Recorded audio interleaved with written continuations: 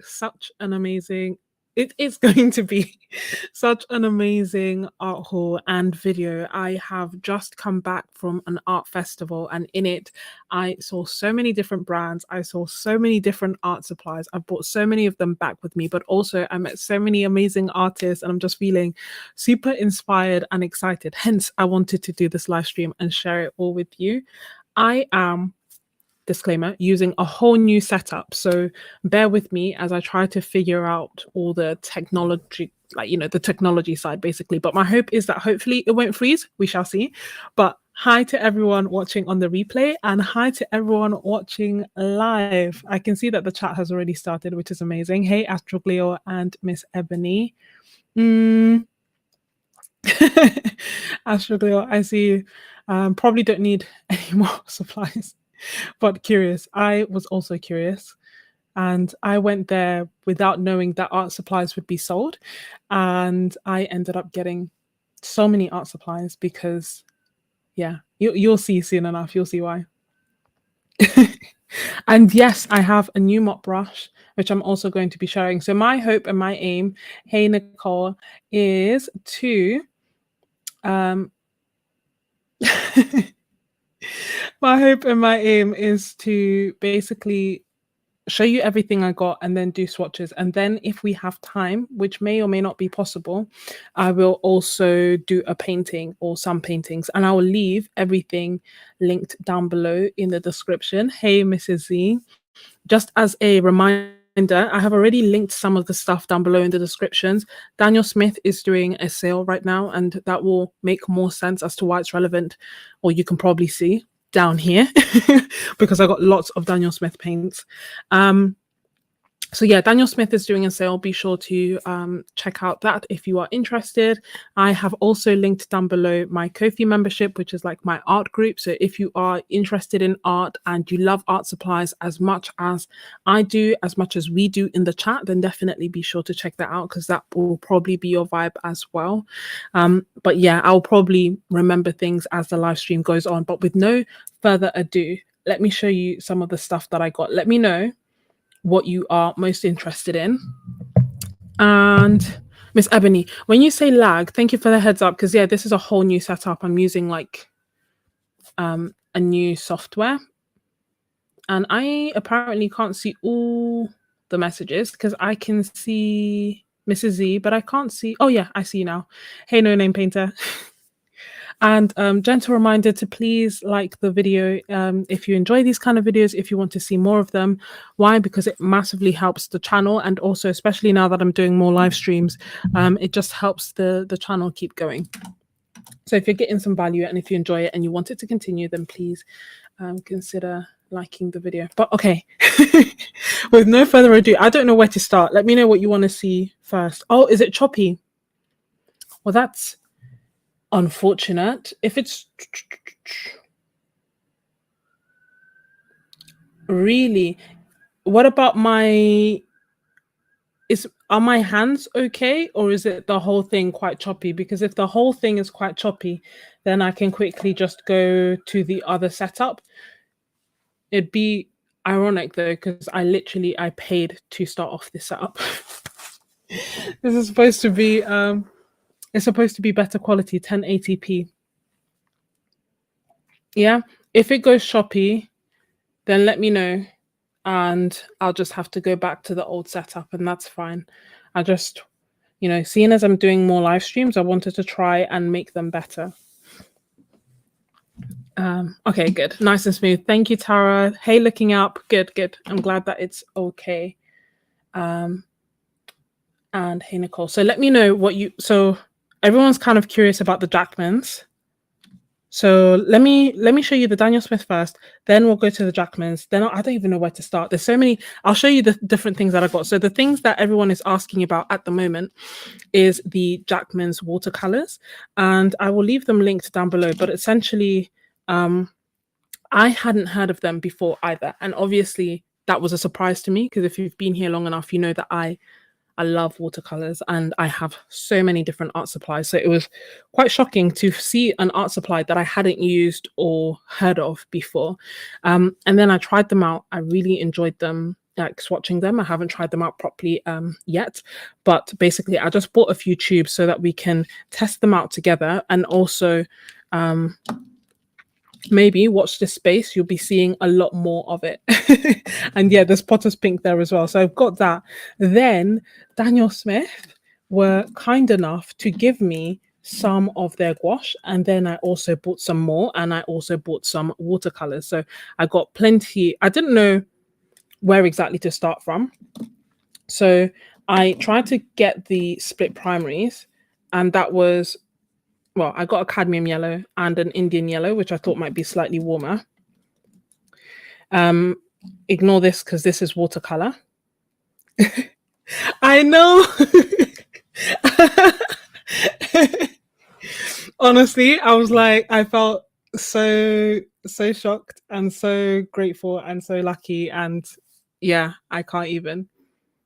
If it gets choppy, please let me know, or I'll have to, I guess I need to be slower, is what YouTube is basically saying. Then I got Quin Purple and Quin Magenta. I got Pyrrole Red, and that was inspired by our favorites palette from Kofi, because normally I don't get, you know, warmish reds, but I was like, you know what, I'm gonna conquer this red. So got that. Then I got Brown Iron Oxide as like my burnt umberish color.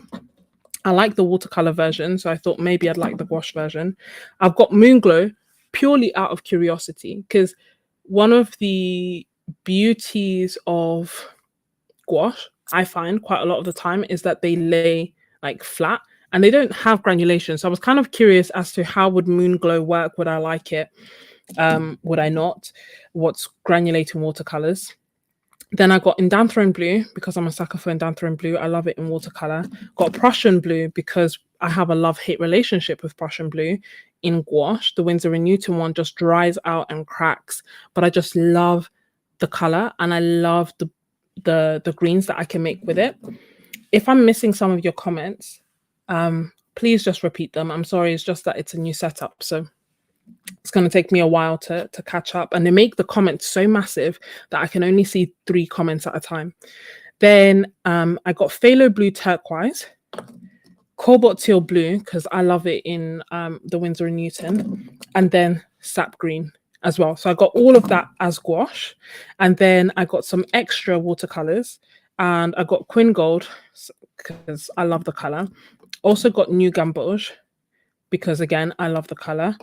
Indian Yellow because I've heard really good things about it, and actually while I was at the event met this artist called Tom Shepherd who just did the most incredible animal painting, super bright, super playful, and I think one of the yellows or colors that he was using was Indian Yellow, so I was kind of, you know, tempted.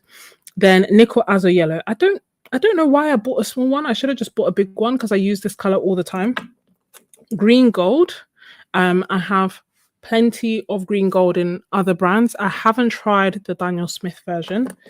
And then I got these two, so Phthalo Turquoise and Ultramarine Turquoise, because I kind of wanted to see the difference between them. So these are all the Daniel Smith colors. From Jackmans, I've got Buff Titanium, Green Gold, Nickel Azo Yellow, Potter's Pink, Permanent Rose, Nebula, oh, you can't see them, Nebula, French Ultramarine, which I was umming and ahhing about because I feel like I have so many ultramarines across so many brands. How many ultramarines does one need? But I love ultramarine. I really do love ultramarine, so it kind of felt like a bit of a disservice to not get it. I love Mayan Blue. So this is Jackmans. This is the new one that I've just discovered from the event there. They're a British brand. I actually got to meet the maker and the owner who makes the paints himself. And yeah, it was just really nice talking to him and hearing about how the paints are made and just his passion behind the paints as well. And then when I tried them, I was like, damn it, I like them. So I bought quite a few. Sage Green, Rainforest Green, Jade Green, will it focus, and Sap Green. And I'm hoping to be able to show you a little bit more about his brand, and also I've got Perilyn Violet, sorry, about the Jackman's brand later on.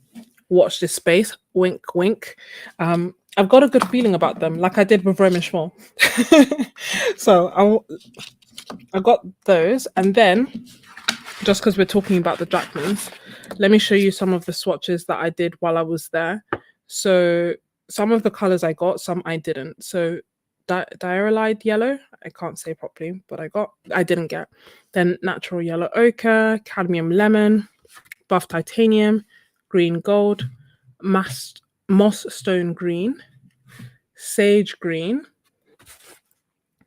then golden ochre, Sahara, autumn foliage, azo yellow, skin shadow, cobalt green light, viridian,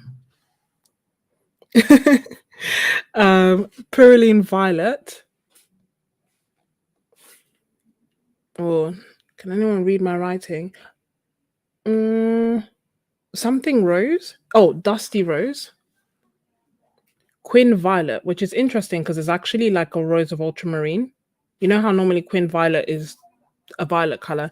This is actually a granulating rose of ultramarine kind of color, which I think also has PB29. So if just be mindful if you're getting that, but it's not like the more standard quin violets. Prussian blue or jade green. Looks frozen to me. Hopefully it's not. Jade green, sap green, deep sea green.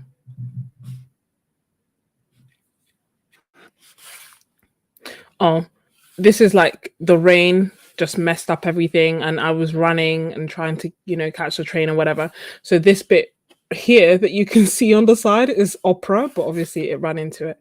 Then dioxazine violet, oldie but a goodie. Amethyst, which was really nice. Payne's blue gray. Forest shadow. Rainforest green. Soft green. This one was probably the only one that was kind of hard to reactivate when I was there, but the rest were fine because I did all these like super quick as they were packing up. Cobalt, I think cobalt teal must have been. Then lavender, nebula, and then petal shadow. Let me catch up. Oh, Evie, you went. What did you get? I decided to go there so like randomly. It was in Nottingham. So I'd heard about it last year, but I didn't go because I didn't find out about it in time. And then I wanted to go again this year, but it was really difficult to get time off work. And then also, like booking hotels, going up there. I was and ahhing as to whether I should go. And I happened to have been talking to my mum about it on Tuesday, so just a few days beforehand. And I was saying like, oh, there's this artist that I really wanted to see that I really like. And she is coming to England and she's going to do a live demonstration and it's super affordable. But like, by the time I add up the hotel and the Uber and the train tickets and getting time off work and everything is just going to cost too much. And my mum, like mums are just awesome. So my mum was just, treat yourself. You should go. This will, you will enjoy it. It will be worth it, especially if she's not in the UK often. So I went, and the artist that I'm talking about is Hazel Sohn. And she was there. I got to see her paint live, which was amazing. She just has the most, look, she signed my book. She just has the most beautiful way of depicting light and shadows. She just does it absolutely incredibly. I've done a book flip through of this on my Ko-fi already. So if you're a Ko-fi member and you want to see like this book at length, as well as like my musings and my thoughts as I flip through it, then be sure to check that out. Hey, Terry. But yes, it was just so amazing to actually go and get to see her paint live. But yeah, I've just always been quite enamored by the way that she captures light and the way that she plays with complementary colors, and she makes any and everything just look amazing. So I got to meet her, which was lovely. And then she also signed my book, as I said, and I posted a picture of us together because she was like, "Do you want a picture?" And I was like, "Yes, yes, I do." So I posted a picture of us together on my Ko-fi as well, on my Instagram, sorry. And then the other book that I got, which I hadn't actually like read through or looked through before, but I was quite intrigued. And as I say, I love her art style, is Art of the Limited Palette. And again, she signed it. Easy. And in it, she is talking about, let me show you, how to use different limited palettes.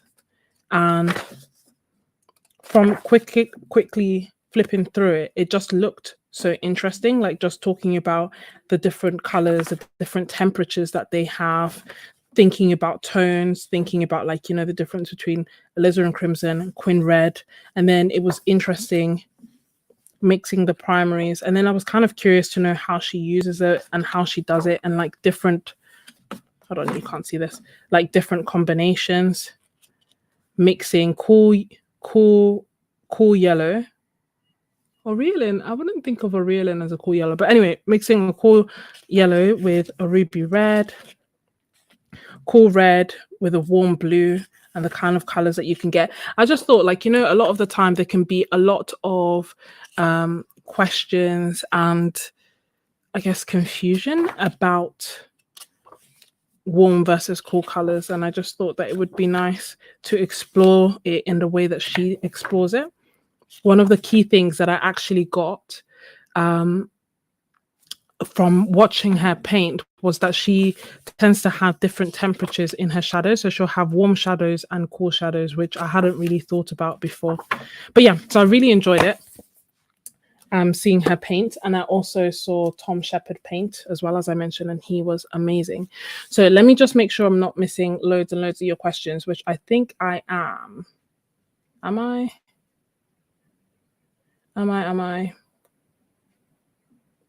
Yes. So Jackmans are currently available on their site, although I think that he is working on making them even more accessible. So watch this space. But at the moment they are don't know why I'm losing my voice. At the moment they are on their site. And I will link everything down below. Hopefully we'll get to collaborate and work together. I don't know if that will mean a discount or not, but but watch this space and I will share more about them soon. I haven't tried them at length. I've just done the swatches and I was really impressed, which is why I bought so many of them, and I've bought them all myself. It's not sponsored or anything like that. But I do want to do more paintings and I'll keep you updated. But yeah, the book also looks amazing. And yeah, so they're only on their site for now, but I think he said that they may come to different sites soon. So I got those. Then also I got lots that's kind of off screen, but I bought lots of paper.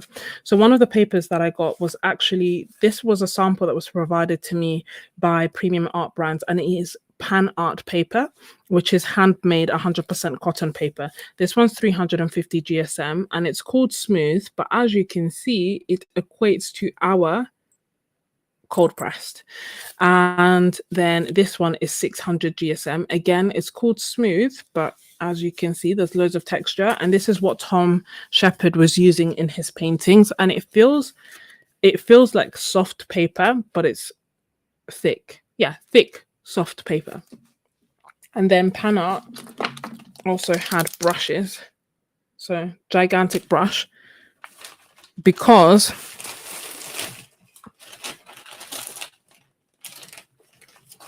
I also got, can you see me here? A gigantic pad of paper. Seeing like Hazel and Tom were both painting on massive sheets of paper, and one of the art challenge, like part of the art challenge that I released last month that also runs into this month, was working on different sizes. So seeing them work so big just made me think I should try to work big. So this is a quarter sheet of Imperial paper. This is Saunders Waterford paper, which was on sale. So I bought that. Good question. Is it like the Caddy 300 GSM? It is slightly thicker than the Caddy and slightly softer than the Caddy, but I haven't painted on it yet. We can paint on it together if you want, and then we can see. But it feels slightly softer. So we'll see. But I suspect it's got that kind of, you know, it's similar to the Caddy in that it's got that kind of what do you call it, like handmade feel, and I think there may be some imperfections. I haven't got any on these here, but you know, when like the way that it's made, I feel like it would have some imperfections, although these ones seem to kind of, or maybe like here, like is there like a small hair or something?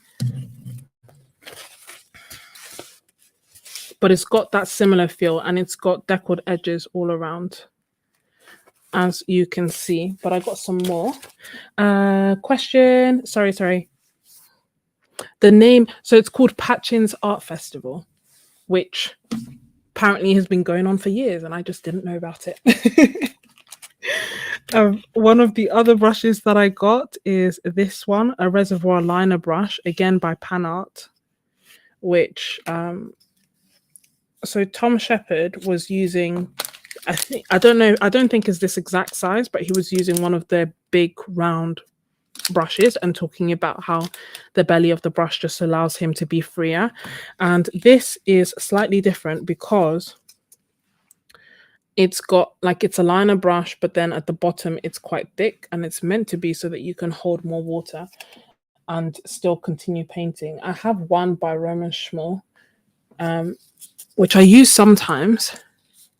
It's pros and cons. I feel like there's quite a learning curve with it, but we'll try it.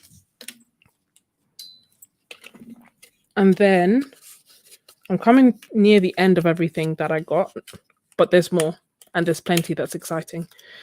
Astro Cleo, you should wait to see. You should wait. No, but that's fine. The next is there were plenty of samples, so they were giving these out, that has Milford paper, Bockingford paper, which is cellulose paper, Milford paper, which is, they told me hard sized, yeah, like it says here, hard sized, which means that the paper kind of sits on top of it, even though it's 100% cotton paper. And they said it's like this, I can't remember, I feel like Lindsay used to mention this brand that was made a while back that's now been discontinued, that I can't remember, that she said someone that she used to paint with used to love that paper, and that Milford might be similar. Basically, this is now. And then on the back, we have Saunders paper. And as you can see, there's a difference between the white and the high white, depending on what you prefer. I personally prefer high white for both Fabriano and for Saunders, but it depends on what you like painting. And I know that some people like using the white paper if they like are painting something that's quite warm and sun-kissed. Hey, Shadow Guard. Yeah, honestly, Astroglio was also part of the reason. You're part of the reason that I kind of like jumped in and tried the Saunders, and then haven't been able to let go of it since. I also got the 66 Daniel Smith dot card, and that was a gift for buying Daniel Smith. And then on top of that, I also got, so I've shown you the Saunders, and I did get more, as in like I didn't just get one, but you get the gist, right? Blocks of Saunders paper. They don't all have deckled edges. They have 2 deckled edges and 2 cut edges, but still they're beautiful, and they are 300 GSM. And then there was an artist there called Wendy Maynew who gave me this for free, which is so cute. She made it herself. She painted it herself. And then, here, I got these, which I think might be like brushos. We shall see. But I believe that they are watercolor crystals, whereas brushes apparently are not. So I haven't used brushes at length, but I kind of tested these out a little bit while there, and I was curious enough to quickly. It was literally like everything was getting packed up, and they were taking the watercolors away, and I had already bought the watercolors in 2 goes, and I had already said I'm not buying anything else because I kept interrupting them. And then I saw these and I was like, oh, I want to try. And I got them last minute. So that's the supplies that I've got. And now I'm just going to catch up on the comments. So if you have a question that I haven't answered already, please ask it now. Hey, Pink Flamingo. And let me know. The brushes are PanArt brushes. And again, I'll link it all down below.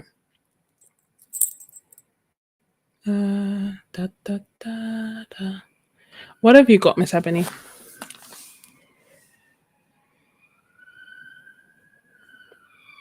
Yeah, that's exactly what they described. Thank you, Shadow God. They said that basically it sits, and they said it's something like some people will love it and some people will hate it. Not hate it, that some people will love it because it just gives you more time to work on it, but it has a bit of a learning curve because the water just sits on top, and that is actually what I observed. So I was quite curious. They were giving out other samples, so I was quite curious. So I did like this quick painting on the Milford paper, and the water just really did take a really long time to dry. Ignore here, this is all watercolor inks, which again I was kind of curious to use, but it did mean, as you can see, that it gave some really nice and lovely blends. And despite me being like really haphazard and adding lots of water, there were no blooms.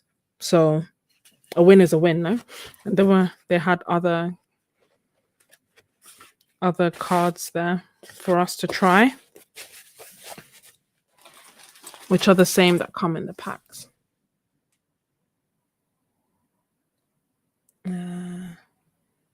Oh, you've got the powders from a subscription box. Didn't realize. Oh, thank you, Terry. My always forgetting. But yeah, please like the video. So where shall we? Oh, another extra. I also got these. So these are ProArt brushes, and I purely got them because they were on sale for £5, and I've really been enjoying using flat brushes in my art, and I thought, why not get some different sizes, especially as they were on sales. I think that they are discontinued, and that's why they were so cheap. But they are Prolon Square Shaders, size series 62. It doesn't have the size on them. Oh no, it does. 5/8 of an inch. Don't know why. And a 1/4 inch, 3/8 of an inch, 1/2 inch, and 3/16. That is my hope that, oopsie, thank you, that they would be great for gouache. Oh, you're welcome, Twin Twins. Honestly, me too. I had such a good time there. And I'm just so glad that my mom encouraged me to go. So let's do some swatches. I'm going to do them on the sample paper because why not?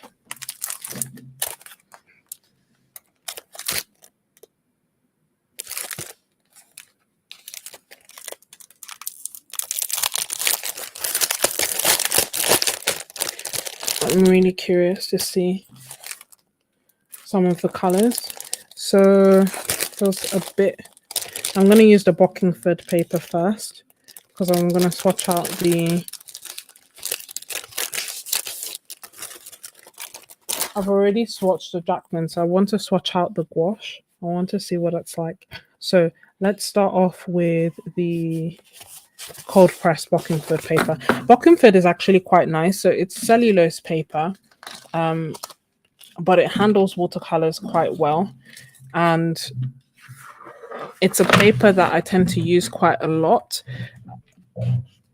depending on the price. So I will either, if I'm getting like cellulose paper, I'll either get Bockingford or I'll get the Daler Rowney, whichever one of the two is cheaper. More times than not, the Daler Rowney is cheaper, and thus I will get it. But Bockingford is also quite nice, so it depends on what is going on. Do I have scissors to hand? No, but I do have an unreasonably sharp brass ruler, as you can see. Hey, a view is a view. Thank you. Honestly, it was just so much fun. Like, even beyond buying the supplies, because initially I wasn't planning on buying anything. It was just, you know, to be surrounded by people who are as excited and passionate about art supplies as you are. And then not only that, like, you know, we're talking about GSM and pigments and like different artists. And yeah, it was just, I was buzzing. I was literally over the moon. I did record some stuff. So we shall see how my laptop is, but I was considering making a video, if not for YouTube, then at the very least for my Ko-fi members, because it's not like finessed and edited. It's just literally me having my best life, running around from place to place, and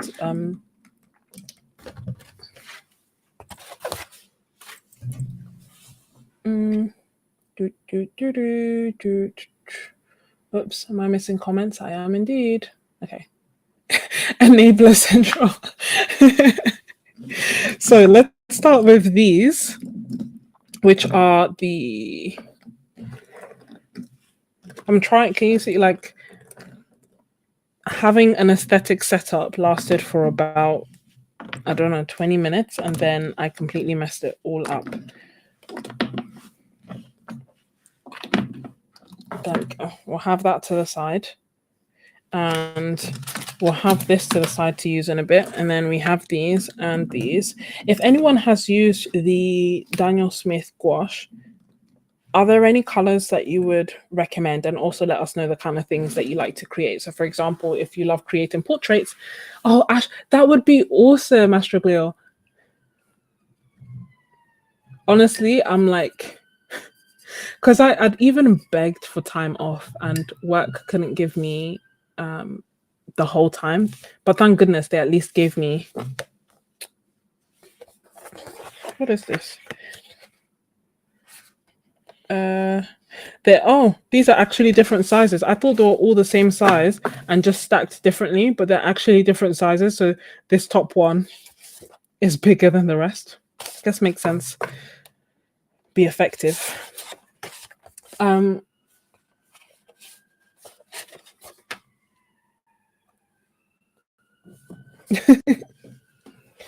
Oh, Astroglue, you love Daniel Smith. It's not forever. Yeah, that's my hope, but I don't know.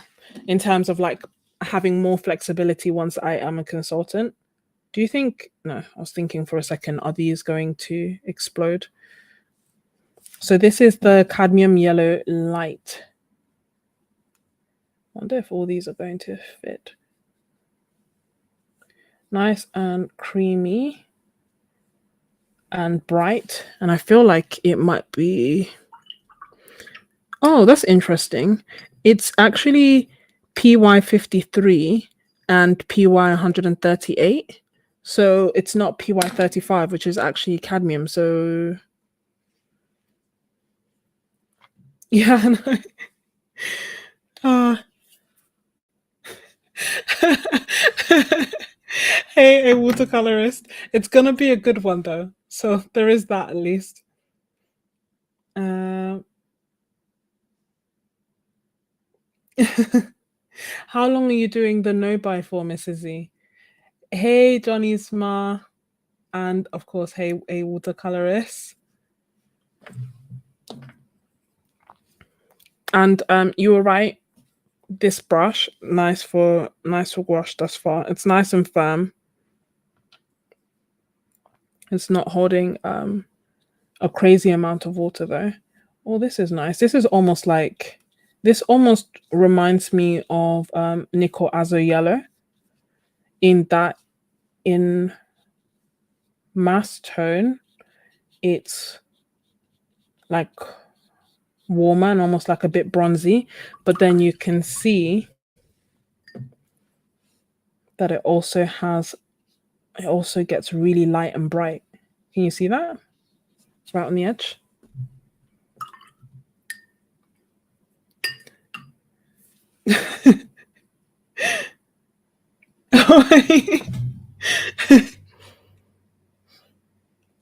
Seven months. That is impressive. Has it made you use your other suppliers more, Mrs. E? Have you found it to be beneficial?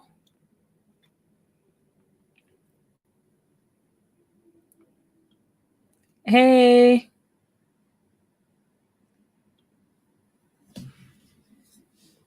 Oh, I didn't say the pigment for this one. This one is PY150. Okay. Part of me is like, yeah, I can tell paint, like I can tell pigments by just watching them. And the other part of me is like, what is this life? How can I just how can I be like, yeah, it's fine. Oh no, Mrs. E. I made a video a few months ago, like last year, talking about when I did my no buy, the pros and the cons. But in it, actually, I shared some of the things that helped me when I was doing it. So obviously, everyone will have different reasons as to why they're doing it. But for me, I just try to use it as an opportunity to use the current supplies that I had in new and fun ways, and to do like little mini challenges and art hauls from my stash that I haven't used in a while. So that may help, hopefully help you get out of the funk.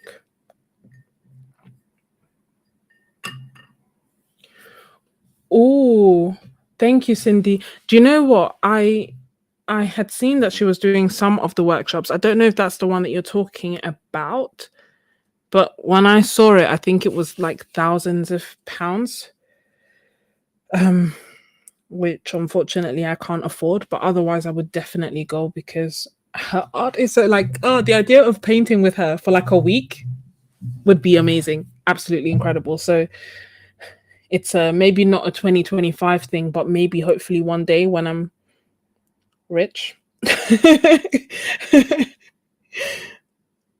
But I would definitely check that out, because honestly, seeing her paint was lovely. This is Quin Magenta, sorry, that's PR122. Then this here is Quin Purple, which is PV55. I was down, but now I'm couldn't help myself. I love purples. How often do I use them in landscapes? Not often. But could I help it? Absolutely not. I'll be curious to, we'll see how these dry, but I'll also be curious to do paintings with this and see what they feel like. Because I'm wondering, as I'm painting with them, how will they like layer? The cadmium yellow light hue, what a long name, felt really, really nice to like put down, and felt like nice and thick and creamy. The rest have felt like a little bit not watery, but less creamy. So I want to see how they'll layer.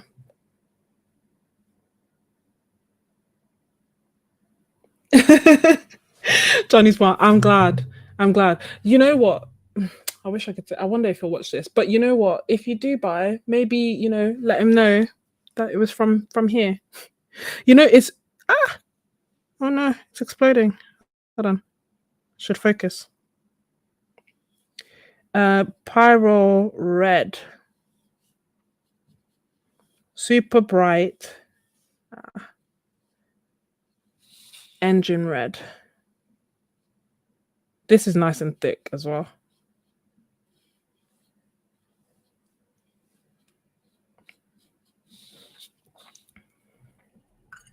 and be curious to see how they dry. But yeah, you know what? Sometimes when I don't think people. Oh, oh, am I okay? Thought I was getting paint everywhere. I don't think people know that we like exist. Some people know that we like exist on YouTube and we go through supplies and whatnot. So sometimes when I talk about, it was really interesting. But when I talk about what I do, and this is not like Jackmans, but in general, some people are like, okay, so what art school did you go to? I'm like, oh, I didn't go to art school. So then like what group of artists are you with? Like what studio are you with or represented by? And I was like, I'm not part of the studio. So they just seem to be quite some people seem to be quite confused. This is quite watery. I'll have to try it again. Maybe get a toothpick or something. But some people seem to be quite confused about one, that we exist on YouTube, and two, like what value we could possibly bring.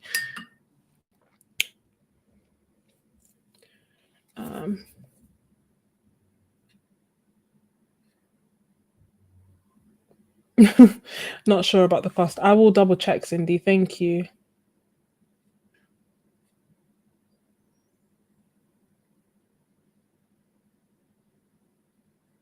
Oh, you're coloring with your coloring pencils. Okay. Well, I hope you sleep well, a watercolorist, if you fall asleep. That's fine and fair enough, because yeah, it's late. Every time that I'm up and you're up, I know that it's too late for you. And too late for me too. I know, Terry. I was so tempted. And honestly, I think that anyone who can do it and he's into watercolors and loves her art and can afford it, by all means, live your best life, because I feel like that would just be a trip of a lifetime and so good. Yay! I'm so glad you got them. Did you manage to get them for whereabouts are you? Did you get them for 25p as well? It's funny because since then, obviously sold out, gone everywhere, and no longer on Jackson's. However, it's been nice to see like people popping up and being like, "Hey, I got my 25p set. Thank you, Sketches." And I was like, "Oh, I'm so glad," because I really did think I want as many people as possible to know about this, because that was an incredible deal.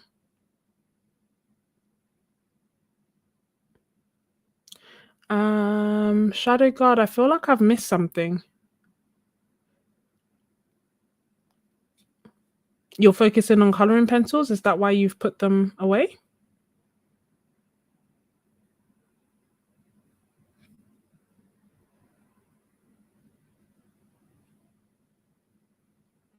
Oh, I'm sorry, Cindy.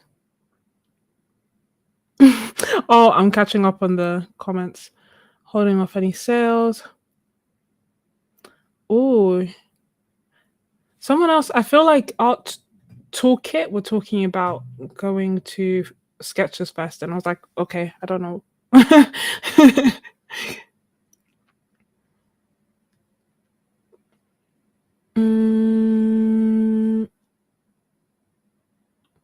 How different does Daniel Smith gouache feel handle compared to Daniel Smith watercolor? Are they less sticky?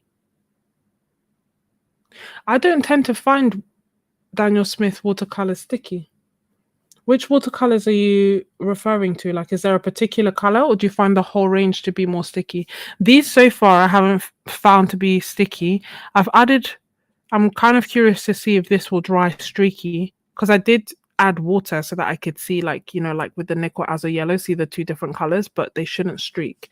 So I really feel like with gouache it's hard to doing swatches, great, but it's hard to know how it will behave until you paint with them and layer on top of them, especially because I like adding lots of layers when I do gouache. Oh, I should say, so sorry, this is Moonglow because I keep distracting myself. But I should say that at the end of the month, to celebrate 2 years in my art membership, I have invited an artist who has kindly accepted my invitation, and that is Sarah Burns, to come and paint for us. So we will be doing a live stream together for my members and her members as well. So if you wanted to join, that would be a great time. And then I have another guest for August and another guest for September.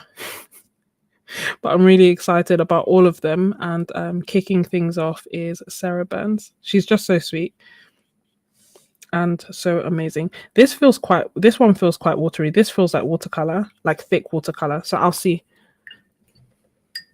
This is Moonglow though.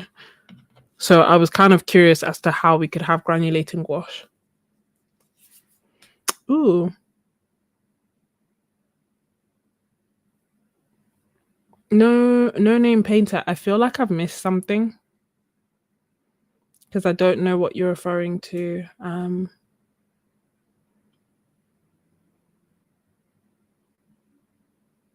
What was the name of the other artist? So the other artist who was there at the event was Tom Shepherd. Now I'm questioning myself. Tom Shepherd. Yeah, Tom. But he's the one, I don't know if you saw my stories, Miss Ebony. He's the one who painted the parrot. What else did I put of his paintings? I feel like I just put the parrot up there and him painting live, whereas Hazel's the one who painted the lion live.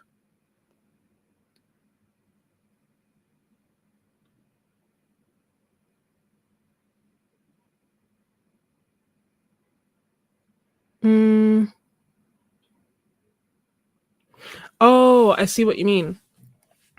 Just wondering what their difference. So at the moment is that they do feel like gouache. So especially the cadmium yellow light hue and the pyrrole red feel like nice, lovely, thick gouache. The Indian yellow, which is PY150, I love the color, but felt a bit light. So I'm curious to see how all the rest will actually compare when layered. Prussian blue, whom I have a love-hate relationship with the Winsor & Newton one. So it'd be great to find a Prussian blue that I love that doesn't dry out. But I'm starting to think that it's just the pigment, because I think it might just be troublesome, because otherwise, oh gosh, look at that color. It's odd because I don't love Prussian blue that much as a watercolor, but in gouache, there's just something about it. To me, this almost looks like PB60.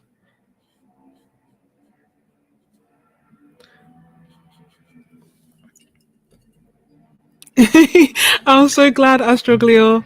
I'm really excited about her coming as well. I think it's gonna be fun. It is gonna be a live stream. But it's gonna be fun. And she is awesome. She's really good at teaching. She's just really cool. We obviously all love art supplies, so it's gonna be a lot of fun. Oh, oh, thank you, Astroglio. You're so kind, honestly. It is we thank God. Honestly, I couldn't have imagined that it would be so amazing. Yeah, like I just couldn't have imagined that I would end up being part of such a wonderful community full of artists, that just all of this would happen, especially like when I started this, which was, during 2020, and I just wanted something positive to focus on, and that was art for me. And then it ended up being art and this community. And yeah, I'm very, very grateful for all of you. And oh, you got 2 for 250. That's good, because after that they just got rid of it. So they had it at 25p first, and then they increased it to £2.50, and then it was gone the day after. Oh, thank you so much. And thank you, Pre-Raphaelite. You guys are all so kind. I truly appreciate all of you being here, because yeah, it's one thing, getting to paint, fair enough. But the reason that, you know, I keep coming back and the reason that other people keep coming and you guys keep coming is because of the wonderful community that's on here. I think it's nice that irrespective of what else is going on, we've kind of built a really happy, safe, art supply loving space where we can just chill and relax.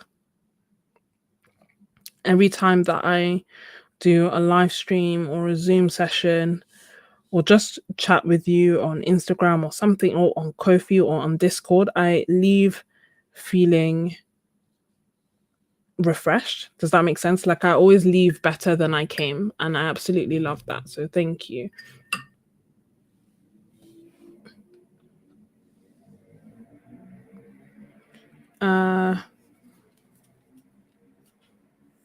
Yeah, some of them, like this one again, is on the waterier side, which makes me wonder. But when I paint, I will probably put them on a, not probably, I'll definitely put them on a palette and then shake. Because you've used the Mastroglio, right?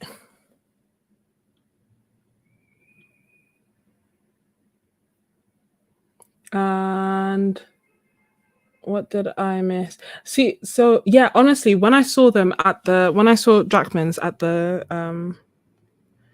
fair, I immediately went because I was like confused, because I was like, I can't believe that there are brands out there, watercolor brands out there that exist that I do not know. Talk less of like made in the UK. And he was really nice. Like we just spent, well, I ended up taking way too much of his time, but just talking about different art supplies and different brands. And he asked me what my favorite watercolors were, and I said, guess. I said Roman Schmoll and Daniel Smith. And he was like, oh yeah, cool, I know Roman Schmoll. And I was surprised because thus far, like when I'd spoken to other people, nobody else knew Roman Schmoll. And I was like, what world am I living in where being on YouTube and making YouTube videos, no one even knows that like that's a thing. I need to explain what studio I'm in, and nobody knows Roman Schmoll. Like what is going on? But he actually knew them, so that was really nice. But yeah, no, I agree. We have the best art bubble.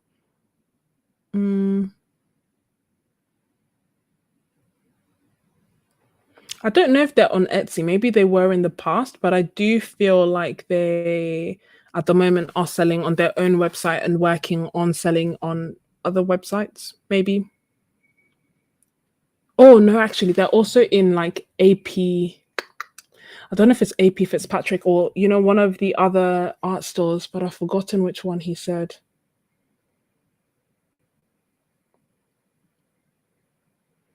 Yeah, so Michelle Webber is one of their current affiliates. Honestly, that's what it felt like, because no, and it was just like the people that I was talking to were like, say, art store owners or some, again, watercolor makers, and no one knew Roman Schmoll. I was like, what? Like, surely by now he's one of the most popular.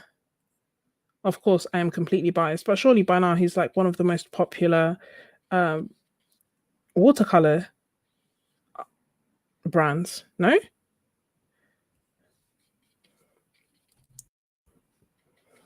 But yeah, so he was the only one who actually knew what I was talking about when I was there, which I was like, oh, that's awesome. And then we were just talking about different brands and watercolors and different pigments and how he makes them. And yeah, ooh, whoops, really nice guy, getting gouache everywhere. So these are the, are they all of them?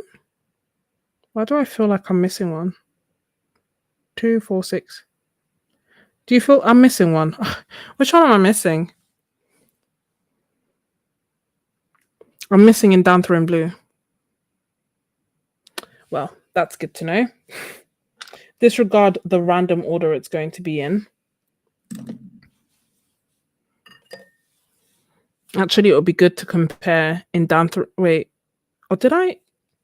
You know, when I was mixing Prussian blue and I was like, oh, this Prussian blue looks like in Dancer in Blue. Do you think that actually was in Dancer in Blue that I was swatching? I'm going to do these swatches here because I think maybe I got muddled. hard to know. But I feel like actually I was swatching in Down Throne Blue, which is why I was like, this really looks like in Down Throne Blue.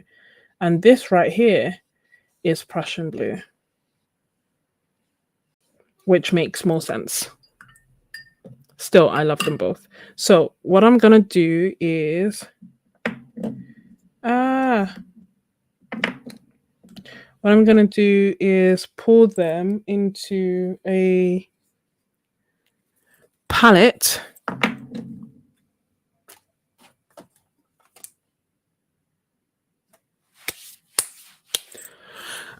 Where's my palette? Hold on 2 seconds. Use this as an opportunity to stretch, to like the video, to hydrate.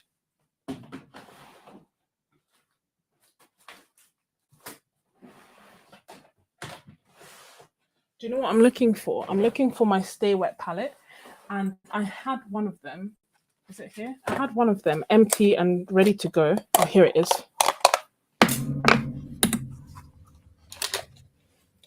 So I'm going to put them in here so that I will actually use them. I need to leave. So how many is 16 here? I have 12 colors.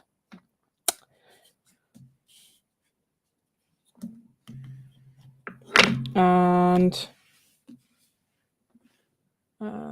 you have Cobalt Teal, which is one of your favorites.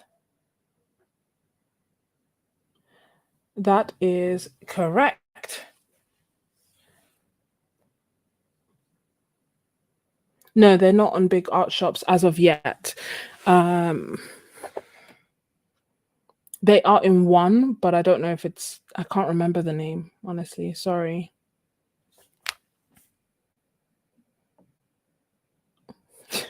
I think I need to do that. Just go through all my art supplies. I'm thinking in terms of the order, I'm going to have these blues are going to be together in one row. These 4 will be together in one row. Where's the sap green? The sap green will be with the cobalt green. The order isn't necessarily going to make sense, but bear with me, okay? I'm going to leave these 2 for white, which I don't have. I have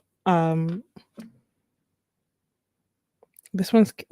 should I do cadmium yellow, or I'll leave the 2 on the sides for white, maybe? Yeah, I'll leave the 2 on the sides for white. It's good that I'm recording this because I feel like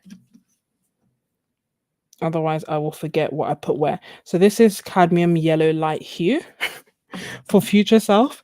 This one is Indian yellow. And this palette that I'm using, by the way, is a Stay Wet palette that I absolutely love because I like using gouache wet. And then I also like that it gives me versatility. So if I don't want to use it for a while, then I will let it completely dry out and I'll come back to it. But in the belly of the brush, sorry, I forgot what I was saying, was that I want to do that as well. And I'm probably going to be moving soon, definitely going to be moving soon. So it will be a good opportunity to actually create an inventory. This color here is Quin Magenta.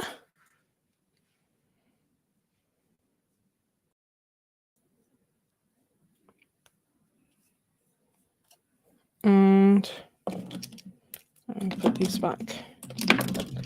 This here is Quin Purple. Should I put... no, I'll put... instead of putting Quin Purple, I'll put Pyrrole Red. So I have my reds together, make it make more sense.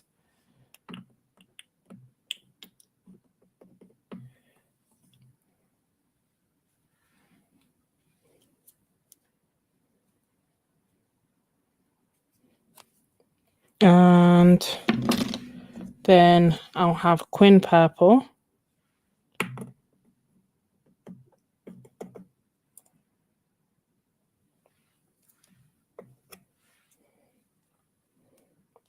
And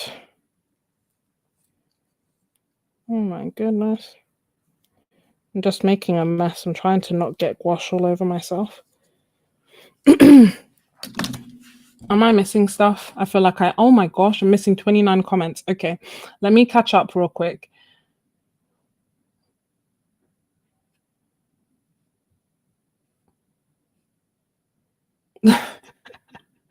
No, I don't know how. No, do you know what it is? I have a Daniel Smith white.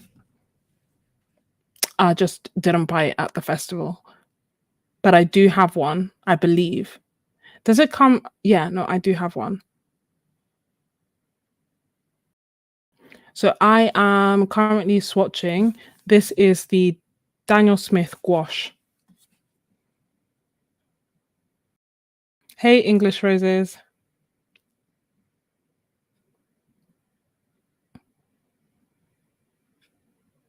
And I feel like I have caught up. So yeah, with Jackman, so far so good. I do want to paint with them some more, but from swatching, I really enjoyed them. And I'm hoping to be able to feature them more in the future. So this is the brown iron oxide. The environmentally friendly brown iron oxide, which is PBR6. Then won't put Moonglow there. Maybe I'll put Moonglow like on the corner, so that will leave these three up there. Oh, does it make sense to have my rows of blues? Yeah, I'll put my rows of blues here, because normally I put my rows of blues at the bottom, but I use blues quite a lot, so I might as well have them in the big places. So this is in Dan Throne blue for future self, because I will almost certainly forget. And then trying to not get my hands dirty. Then this is, I'm gonna put, hold on. I'm gonna put phthalo turquoise next. Bear with me, because I feel like if I have Indanthrone blue next to Prussian blue, I will forever be getting them mixed up. So I'm actually gonna split them and have phthalo blue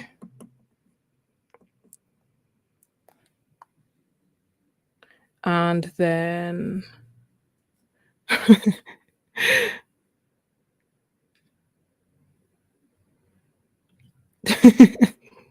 I know the feeling.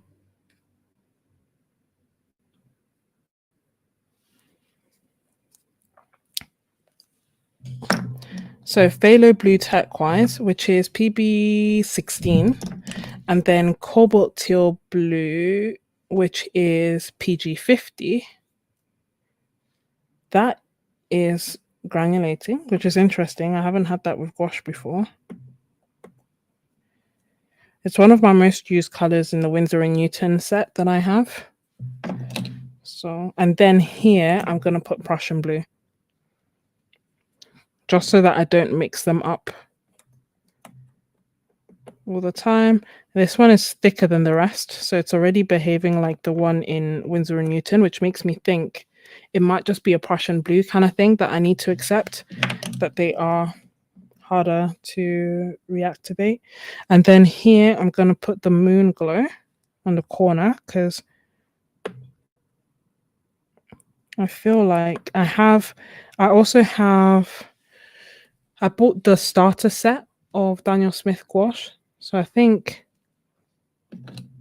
that also has ultramarine blue, a yellow, a red, and a white. And then the sap green I'm going to put here.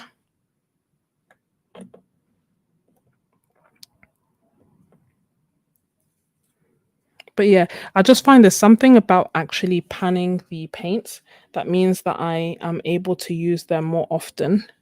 Otherwise, I start getting too precious and I don't use them.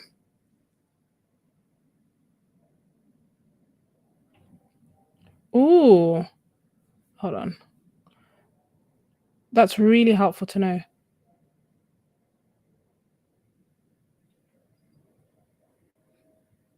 And also, thank you, Sarah. My paints always, my Daniel Smith paints always explode from the tube. It's kind of why I always open them with pans to hand so that I can pan them straight away. So these are the Daniel Smith gouache colors. I don't think that we'll have enough time for me to do a separate painting with them. But if we do, then we will. But if not, which depending on how the swatching's going, we may not, then I will paint with them and I will let you know how that goes. So let us now, oh yeah, I'll show you very quickly on here still.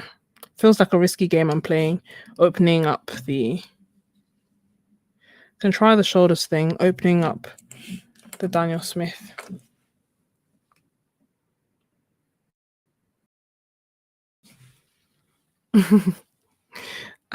So this is Daniel Smith's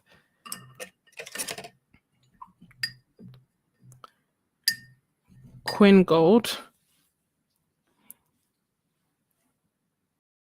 Not that I don't believe you, but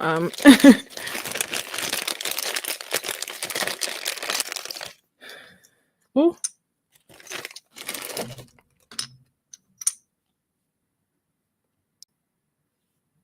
squeeze, squeeze, squeeze, squeeze. Yes, it worked. I squeezed it in. This is Quin Gold, which is P048 and PY150. Beautiful. Still available, although P048 has been discontinued by many other brands. It's still, maybe I'll make it, can I make it a circle so that we know this is, I'm going to change brush because why make circles with a square brush? Yes, although P048 has been discontinued by many brands, it's still available with Daniel Smith. And they haven't hiked up the price wildly, which is good yet. And they're currently on sale, which is why I bought myself an extra tube of this.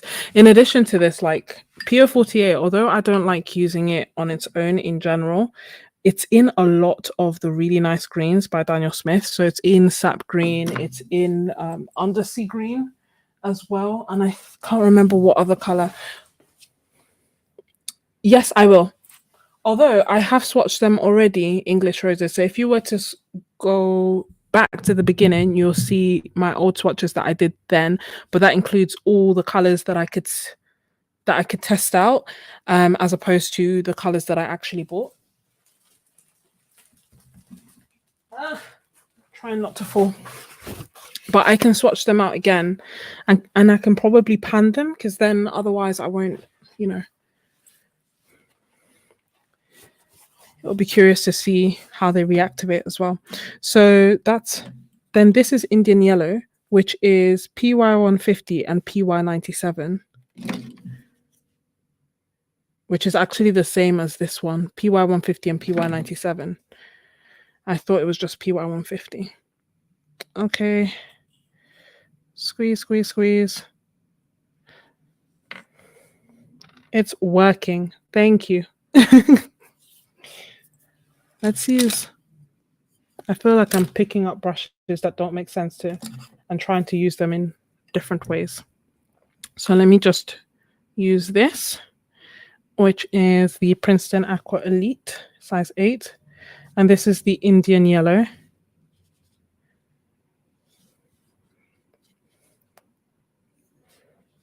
Which is really pretty and bright and vibrant.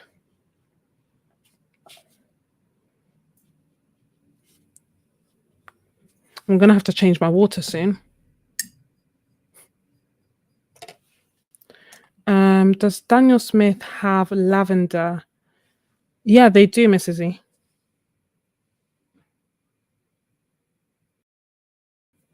I don't tend to use lavender that much, but I know that they have it because I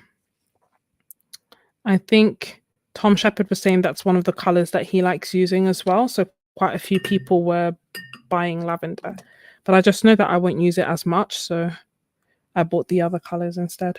So this is PY150 Nicole Azo Yellow. Can you see? I've pretty much bought different renditions of the same color.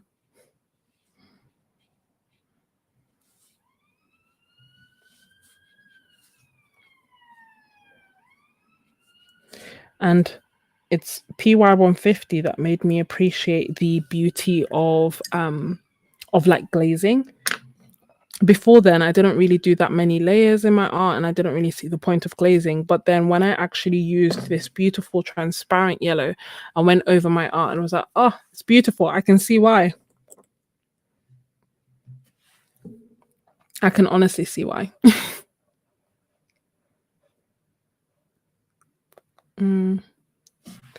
And let's see. So then next I got green gold. It's a color that always gets recommended, but I hadn't tried yet. Oh my gosh, look, it's actually working. Just squeeze, squeeze, squeeze as much as I can. Taking some from the cap because there's plenty in there. And this is PY. Ah, that's interesting though. This is green gold, but it's PY. It's PY150, PY3, and PG36. I thought it would just be PY. Oh, whoops. I thought it would just be PY129. So it's interesting that they've made them out of all these mixes. And it's nice, it's bright, but no buts actually. It's nice and it's bright. It's just, it's 3 pigments when it could have been done with 1. It's really bright. What do you think? Have you tried the Daniel Smith green gold before? And if you have, what are your thoughts?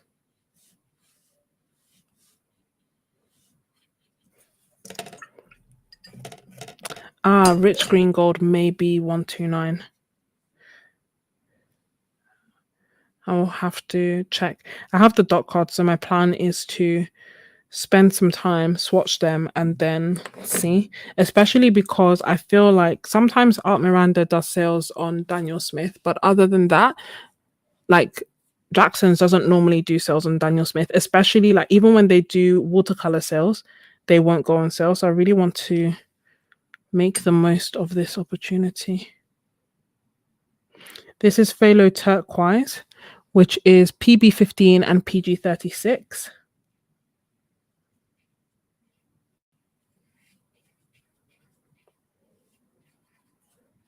Beautiful. I actually have this and I added it to my palette for when I went to Nottingham. And I quite liked it, hence why I bought another one.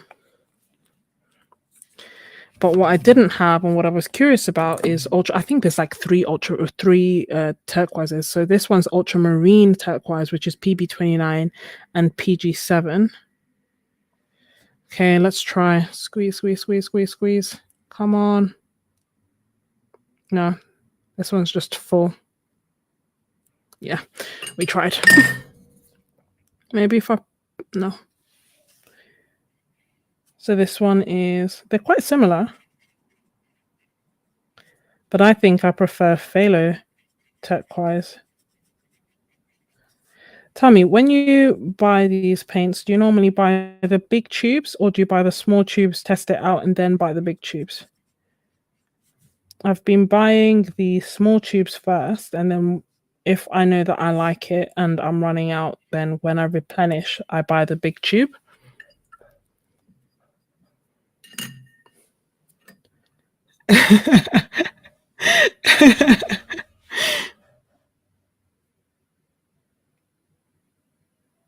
Oh, that's good to know. You are welcome, Mrs. Z. Your Asha members are always here to support. I really want this to go inside. But let me see.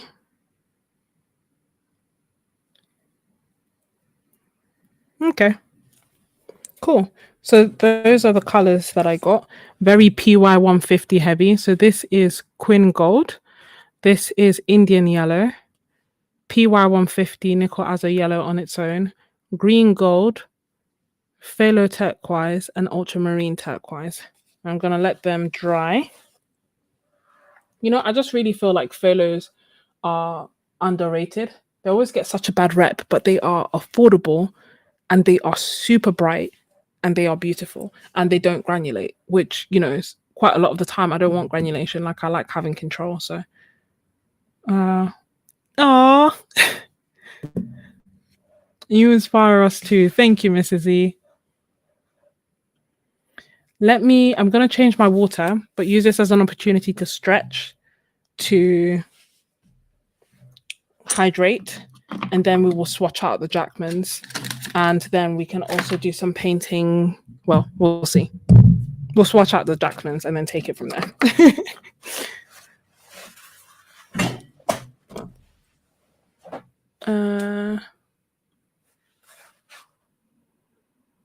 I have tried So Delight Genuine, Catherine. Let me know if you can hear me. Hopefully you still can. But yeah, I have tried it, loved it. And the reason, so I had the sticks before, didn't use it much. And then, trying not to drop stuff.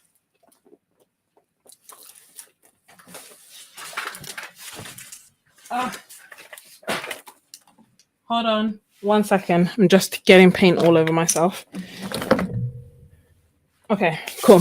So tried it, didn't use it much. And then as part of one of the dot cards that we did with my art members was everyone volunteering and suggesting their favorite colors.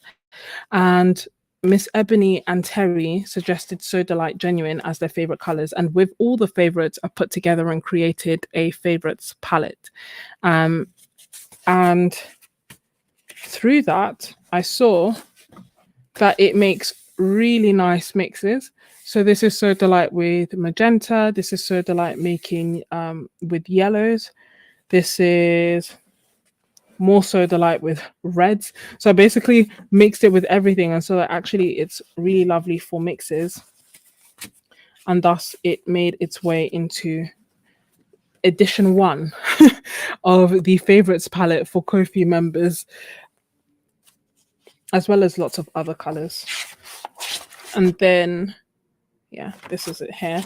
And then through that, I did these paintings as well. So using quite a lot of So Delight Genuine, and then in some places mixing in some ultramarine blue, but basically just the granulation and the way that it reacted with the other colors made it really lovely for these like cute, for just landscapes. I think you just get so much texture without necessarily putting in lots of effort, like, you know, just letting the watercolor do what it wants, and then it just lands and gets really nice and beautiful results. And I also did, yeah, same for this one. Again, So Delight Genuine and Aureolin magenta. This is ultramarine blue, but I'd mixed it with a little bit of magenta, which is why it looks purpley. And then So Delight. So it's a lovely color. And again, can you see like all that granulation and just how it mixed. So I'll leave for a second as I change my water. And if you're interested in joining, feel free.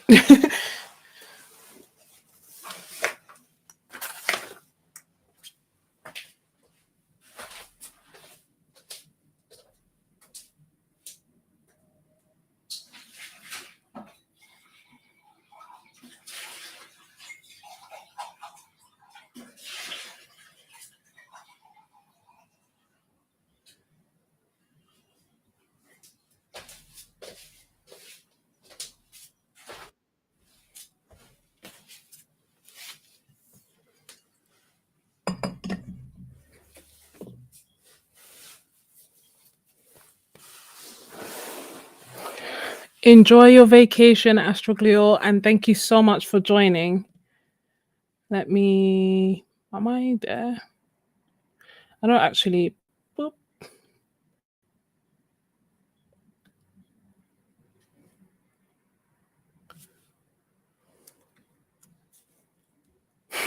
I don't know how to bring my face back. It says I'm on screen. Oh, there we go.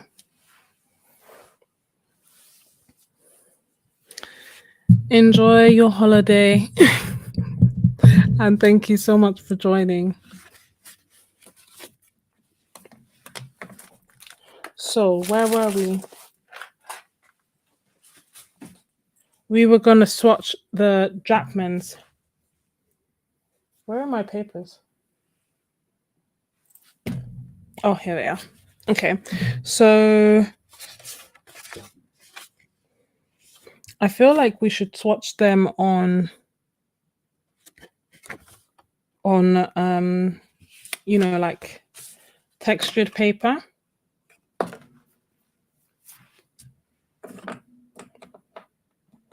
So this is Bockingford's rough paper.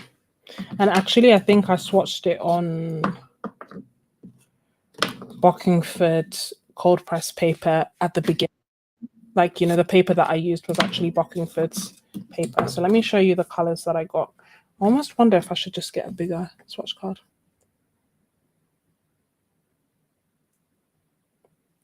Is it like indigo in real life? In honesty, I don't know. Do I have indigo? If you hold on.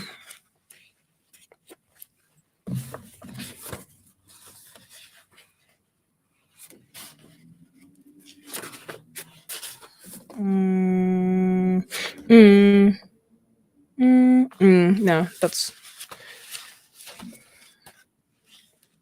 Jackson's.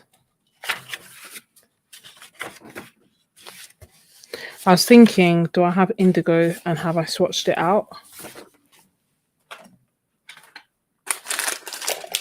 Hold on. Yeah, I definitely agree with this.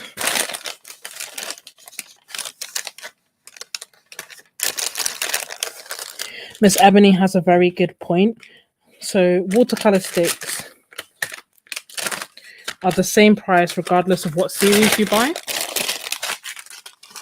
I hope you could hear what I just said while I was crinkling that paper. But basically, watercolor sticks are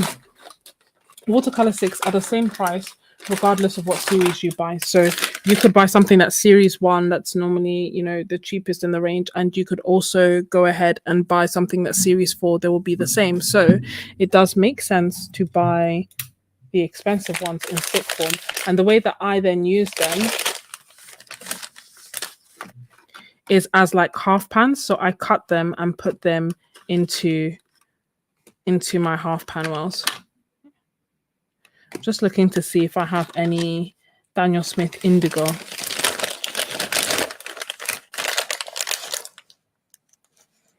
Which I may do.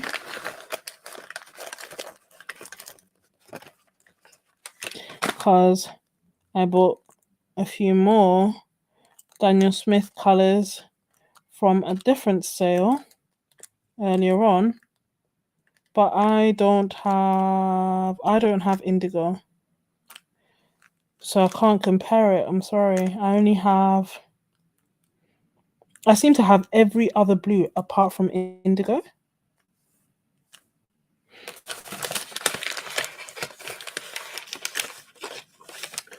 I have Prussian blue. That must have been what I was getting it mixed up with.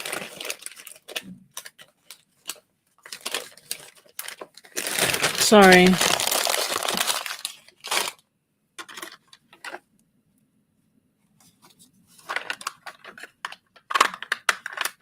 Oh, actually, you know what? I was going to do the swatches of the Jackman swatches on the Bockingford, but I can just do it straight into my Caddy Fat book. Why not? I don't know why I left this page blank. There's normally like some sort of rhyme or reason behind my actions, but then I completely forget. So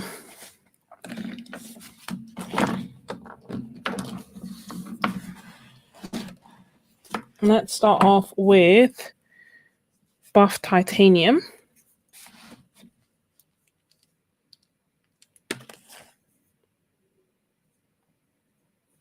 It was nice because there was like a tester table. So the swatches that I have on the side are actually from the testers. So this first color is Buff Titanium, which is PW61. And I actually got it because I don't know if you can tell that it's like warmer, like it's almost like it's got a slightly yellow tinge to it. Whereas I find that a lot of Buff Titaniums lean a little bit more grey.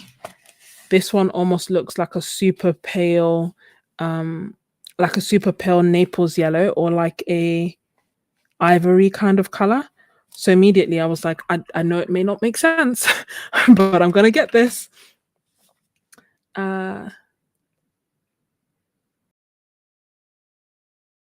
Oh, thank you, Tori. That's a very good point. So I could use a lipstick organizer. So it's interesting.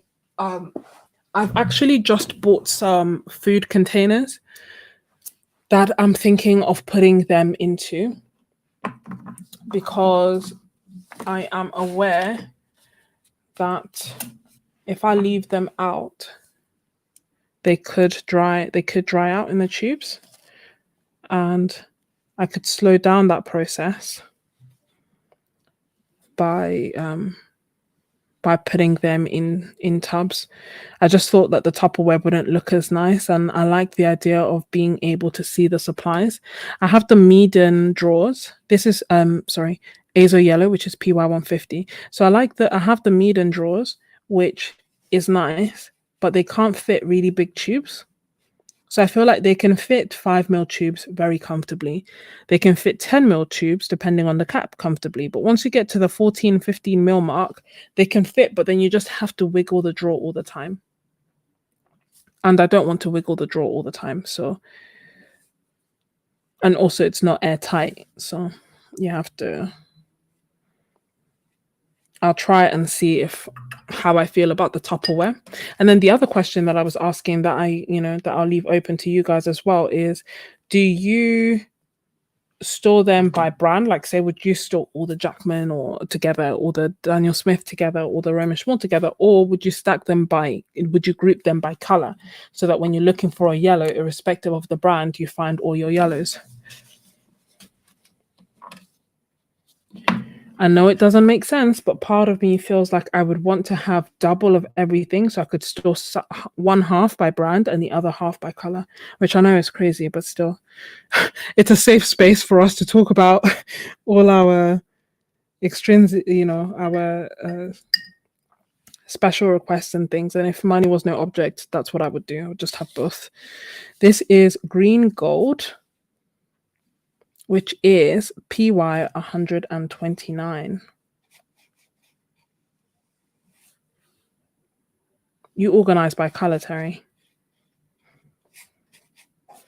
Because at the moment I have everything organized by brand, but I don't know if I'm reaching that point, especially given that now I've started mixing like different brands in my palette. So I feel like I've got to that point where actually maybe I should just be grouping them by color.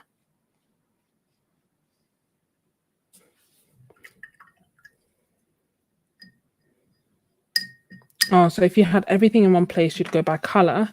But if you had to separate everything, you would organize it by brand. You think swatches by color makes sense, but tubes by brand makes more sense.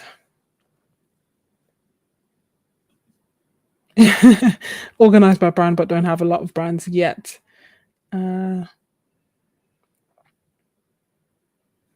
Yeah, you do the jiggling too.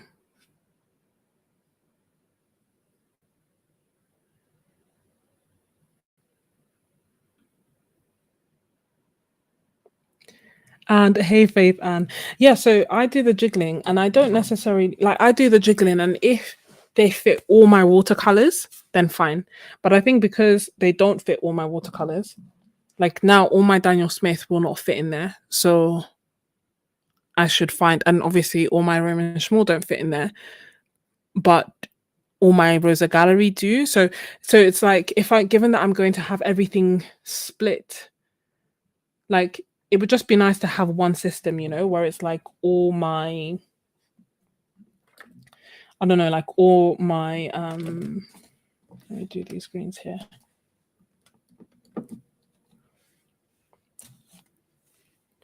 All my watercolors, I know where to find them. All my X, Y, and Z, I know where to find them. Ooh. Squeeze, squeeze, squeeze, squeeze. It's doing the exploding thing. Squeeze. No, squeeze. Don't do this. Okay, there we go.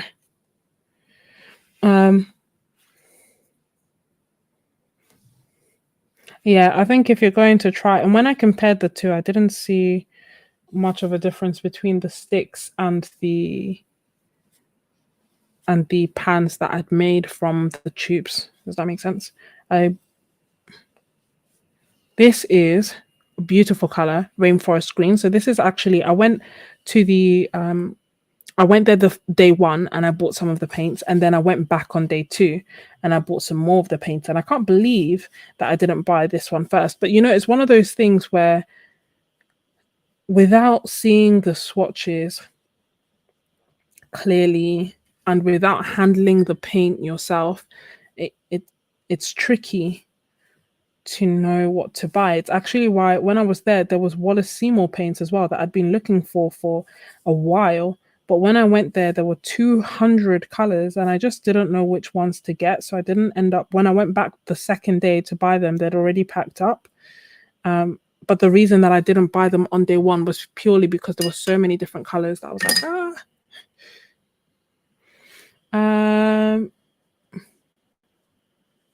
Nicole, what depends on how I paint? In terms of, oh, I see it in terms of, well, I turn the tubes into pans anyway. So I guess it's more so, it's not like I use them, you know, straight. I'm just looking for a pen so that I can make a note of these before I forget. Because inevitably, every time that I do this, I'm like, I'm going to remember.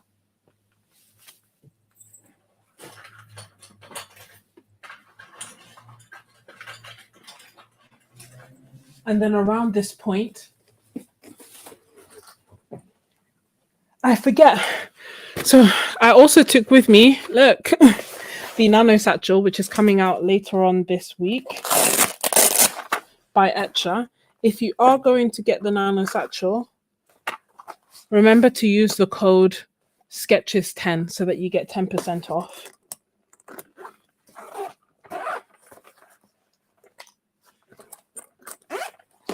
I'm looking for my pen.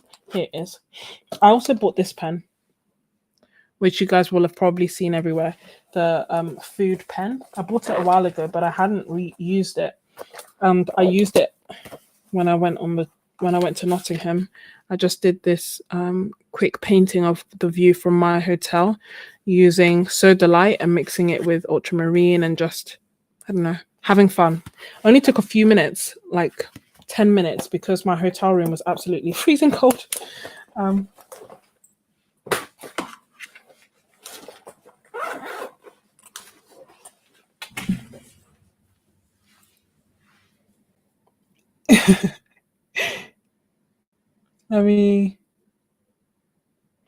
You keep your open tubes in the median drawers, unopened. So open tube in the median drawers, unopened watercolors stored elsewhere. You just need to look for them in one spot. That makes sense.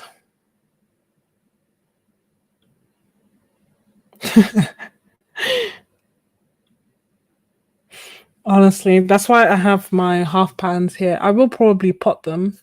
I just want to be completely sure of what I'm doing with them first. If you paint by color that you like each time, then organize by color. Yeah.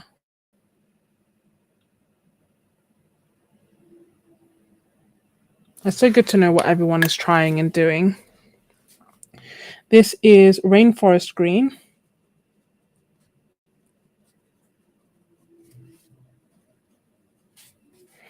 And it is PY83, PG19, and PB29. I know nothing about the light fastness of these. It says AAA permanence, but as with all brands, just test it out yourself if that's something that's important to you. Oh, what did I miss? Yeah, I know, right? What did I miss? Hold on. Let me scroll up. I'm going. How have I missed so many? Hold on. Oh my gosh. I see what you're saying. Oh gosh. You know how, like, the way I've had to learn to say push in different languages is wild. Is actually wild.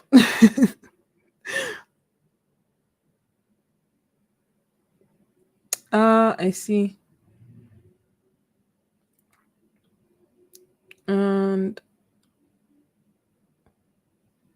yeah, if I do this day, then that day, then this day. So initially I used to paint by brand. So I had a Daniel Smith brand. I had a I didn't have a Winsor Newton brand, but I had Daniel Smith brand. I had a Roman Schmall brand. I had a Rosa Gallery brand. Slowly, I've started modifying them and mixing different brands together. This is Buff Titanium,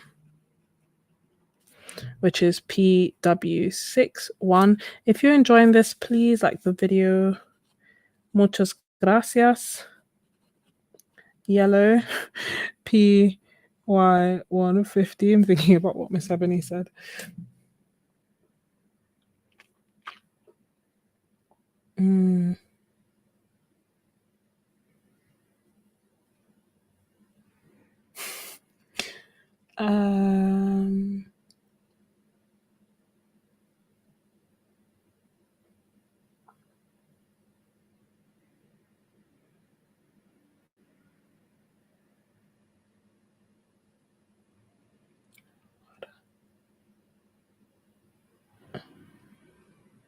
I have missed Nicole. What do you mean?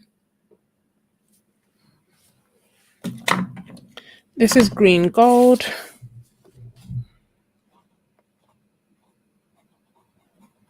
Green gold, which is PY129. And let's do the other greens. So this is jade green.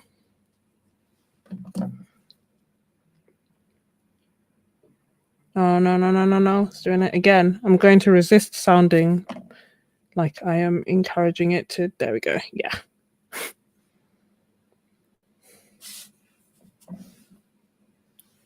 I've forgotten who told me to. I know Terry mentioned squeeze the sides before, but I've forgotten who also said it in this stream earlier today. I want to thank you both.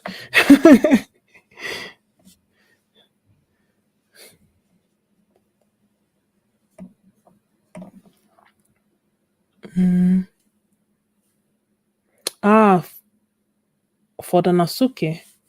Or Fudenosuke? Fudenosuke. Fudanusi.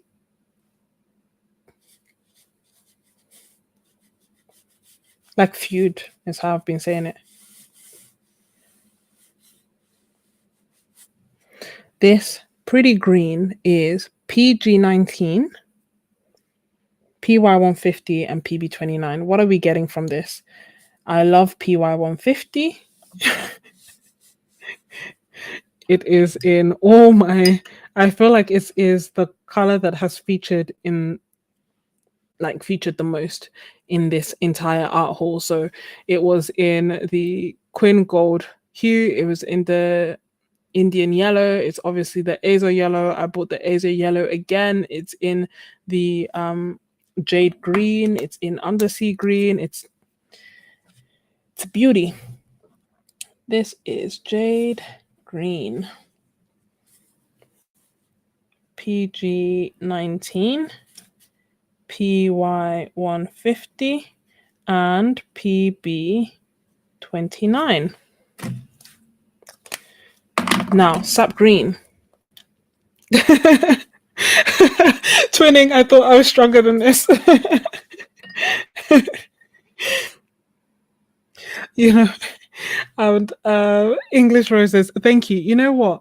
Why stress ourselves out trying to get the perfect swatches when actually wonky swatches will just do the same trick and have more character and more interest, you know?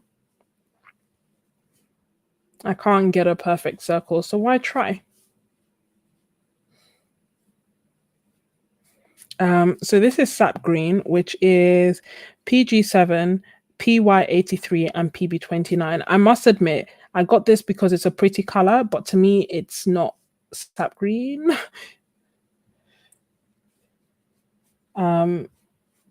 Yeah. So I basically got it because I liked the green, but not because I kind of felt like it resembled what I use as a sap green. And I feel like it's so interesting because across brands, I feel like Daniel Smith's sap green is my true sap green. And then every like other brands, when they call it sap green, I just have to test it out myself to know. For me, on Roman Schmore, their Hooker's green is my sap green. Does that make sense? Yeah, must be. And also it's just pretty, like on its own. It's got such a wide range. It's usually non-granulating, it's transparent, and it's quite potent and quite bright.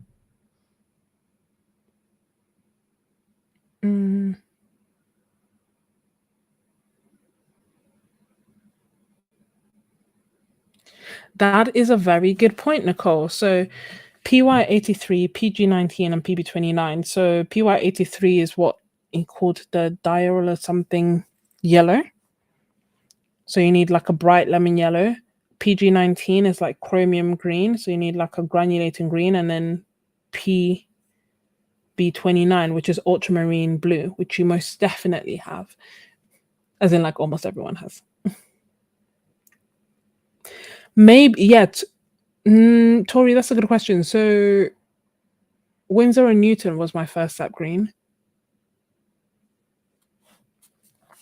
And hey, how do I say your name? Wumble Wumble. Wumble Wumble. Wumble Bumblebee. Okay. Sorry, it was cutting off the beginning of your name. So yes, these are granulating, as in some of them are granulating. So we'll see how these are drying, but the buff titanium is not nice and smooth. Good to see. Rainforest green is granulating, jade green is granulating, and the sap green is also granulating.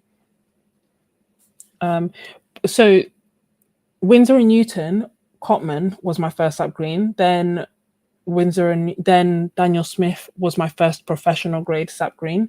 So maybe that's why I hold on to it so strongly.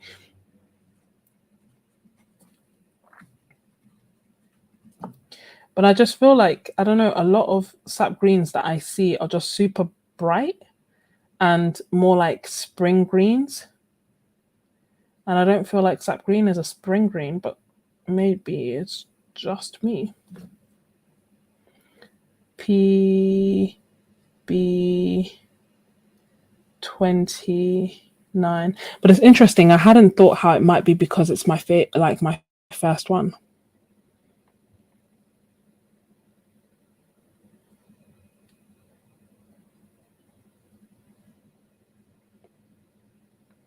No apologies needed.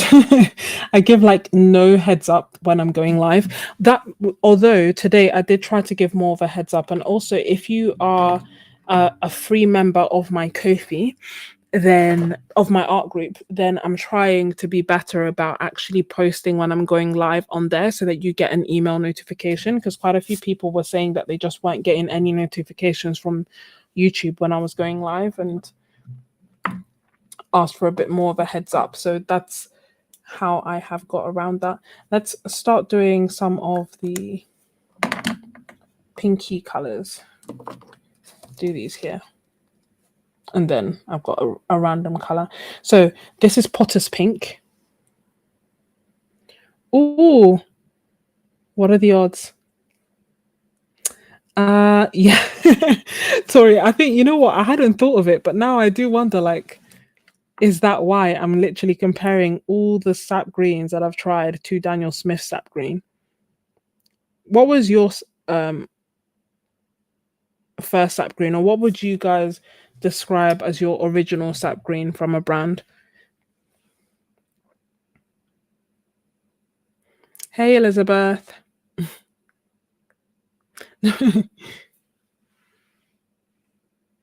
And this looks like moss green.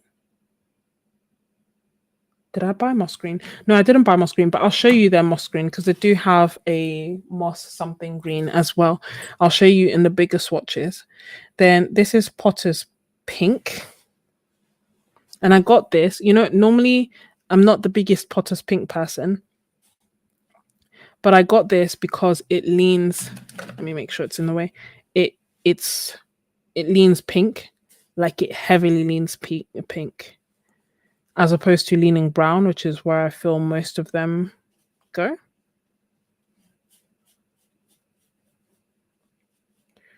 And this is their Potter's Pink.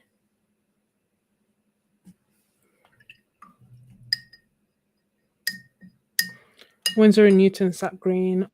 Me had Winsor & Newton's.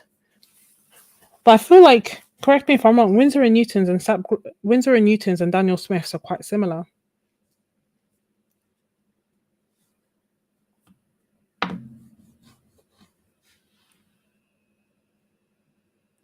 That's interesting. I haven't tried using Potter's Pink in skin tones because I would have thought that I wouldn't want granulation. There. Permanent Rose. Oh. Come on, come on, come on, come on. Yes. Okay. So this is PB19. I was in two minds as to whether to get Permanent Rose or Quin Magenta. Both were really beautiful. Last minute, I picked Permanent Rose. I don't know why, to be honest. I feel like maybe I had a bit more range with the Permanent Rose, although the Quin Magenta was equally beautiful. But then I thought I have a lot of Quin Magentas, like, because PR122 is usually my go-to color. So rather than replicating the same palette with a different brand, although I did to a certain extent, I tried to be a little bit different, you know, and get greens that I love. I got 14 ml tubes. So the bigger size.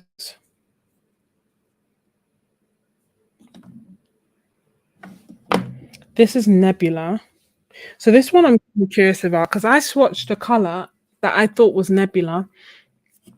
Beautiful. But then I couldn't find, like, in the table of everything, I couldn't find it again. And I think it's Nebula, but then equally this doesn't look at all like that color. Let me swatch this out, actually. No, let me swatch out the Nebula.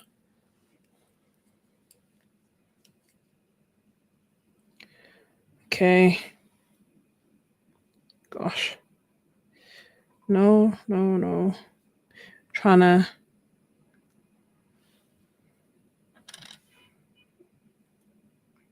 Nope. Okay. Might have to pot it by force. As in pan it by force, we'll see. So this is Nebula. And I'm not sure. I'll show you the color that I wanted as well. Just I don't doubt it's going to be a pretty color, but I don't think, let me see. Don't know if this is actually the color that I was looking for. I don't think it is. It's pretty, but I wanted a blue. I'll show you at the bottom. Like in a second, I'll show you what I wanted.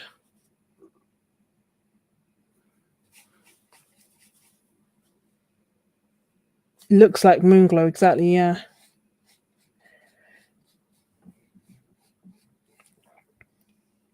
And it's granulating already. Does this remind you of Undersea Green?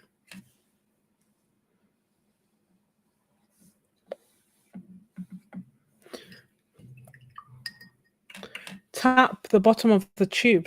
Okay.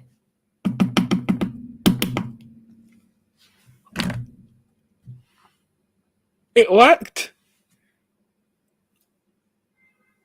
This is amazing. Thank you, English Roses.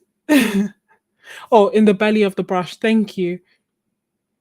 I feel like after all these years, I'm still learning all these super helpful tricks. Usually I just struggle and then put it in a pan, but tap. Who would have thought?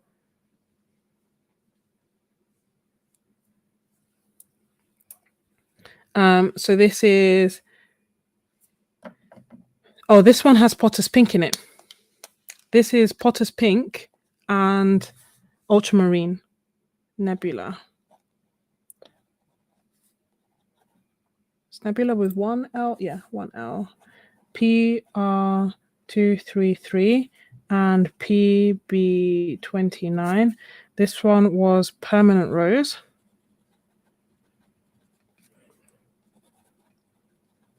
Which is PV19. And then this is Potter's Pink, of course.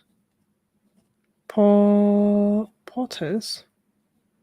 Wow, my spelling. Potter's Pink. PR233.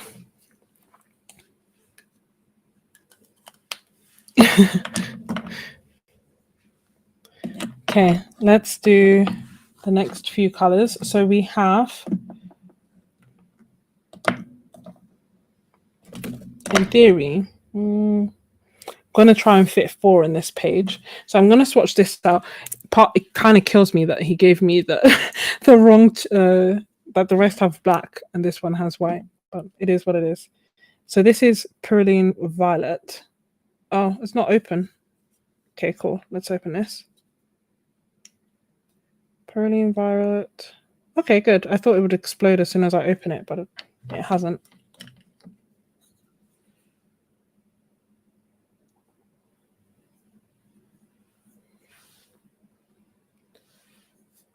Is it jaggedy for you guys or is it okay?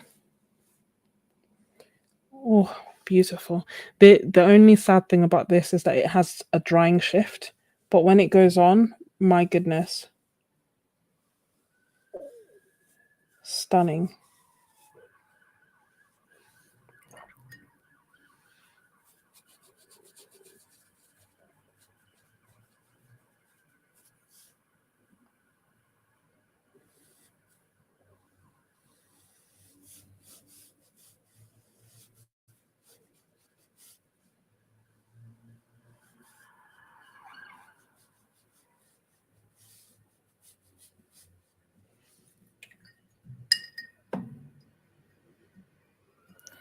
And it's gonna fall.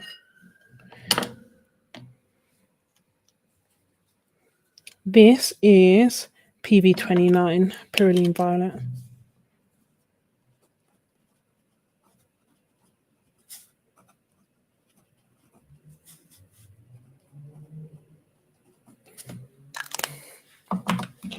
There's just something about discovering new paints and just playing with paints even. That's just so good. So good for the soul. So this is Deep Sea Green.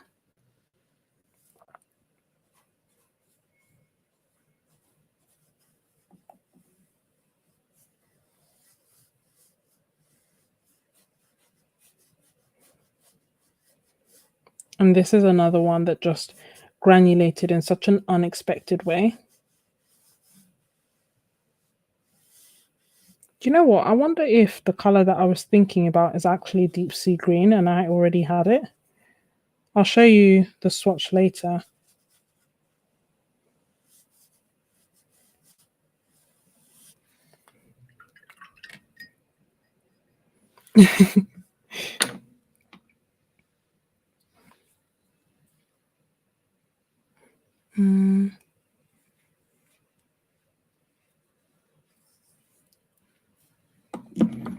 I love color mixing, especially like, you know, a lot of brands, especially depending on what they are, will tell you the different mixes that they have. And in fact, I made a video called something like making your own granulating watercolors, and in there I was literally just looking at my favorite granulating mixes and recreating them. And sometimes, like, fair enough, I was far off, but I made such nice interesting colors. This color here is French ultramarine. Oh my goodness, squeezing the sides, amazing. And oh, oops. This French ultramarine is interesting. We were talking about it because he has 3 different ultramarines, and he basically wanted a warm ultramarine that granulated heavily. And I didn't know this, but he was saying how a lot of the time when you get ultramarines that granulate quite a lot, they're on the cooler side. So he had to go and get, I think there's 14 different types of pigments, and he had to get one specifically so that it would be warmer and it would granulate. And he was telling me this because I was basically umming and ahhing, and I was like, oh my gosh, I have so many ultramarines, and yet still, when I was just looking at the swatches and thinking about what color do I want, I wanted the ultramarine. So he was telling me it's okay to want ultramarine. Ultramarine is a nice color.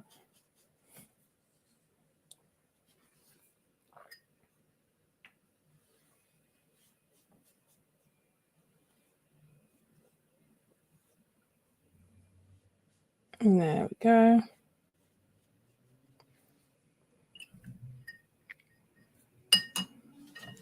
And then I have one more.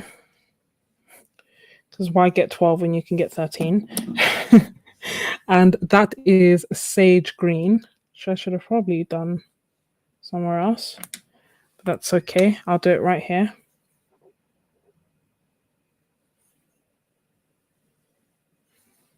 This is going to be interesting because I don't remember it being this dark, so it must have dried very differently.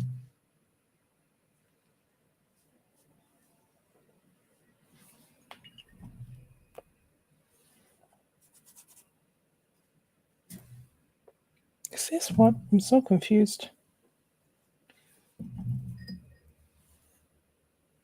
Just adding lots of water so that it can granulate.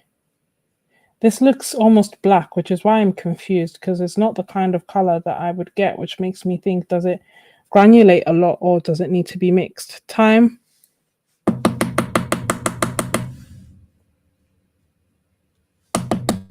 Fantastic. Thank you so much for sharing that with me. So will it granulate, or did I just buy the wrong color?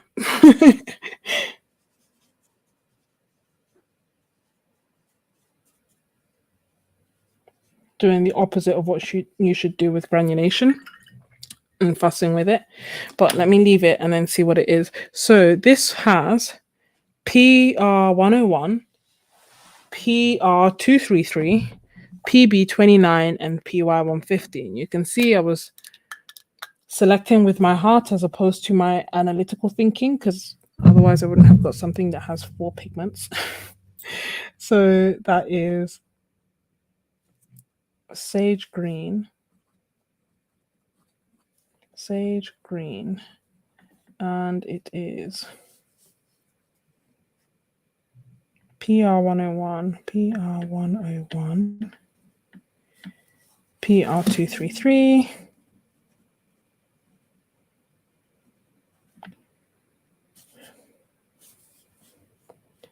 PB29, and PY150. This is French ultramarine.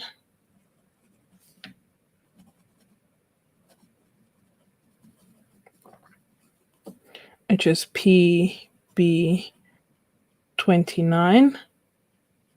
And then this beauty up here is deep sea green.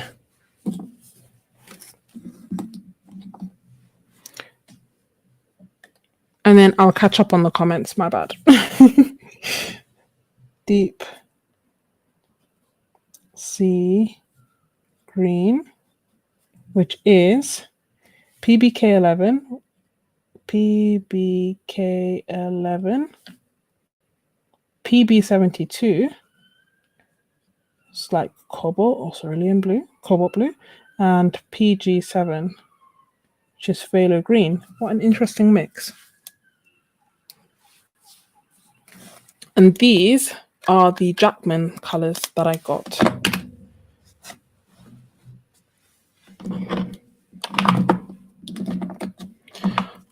From these, which are your favorites? Let me catch up on the chat, but then also let me know which are your favorites.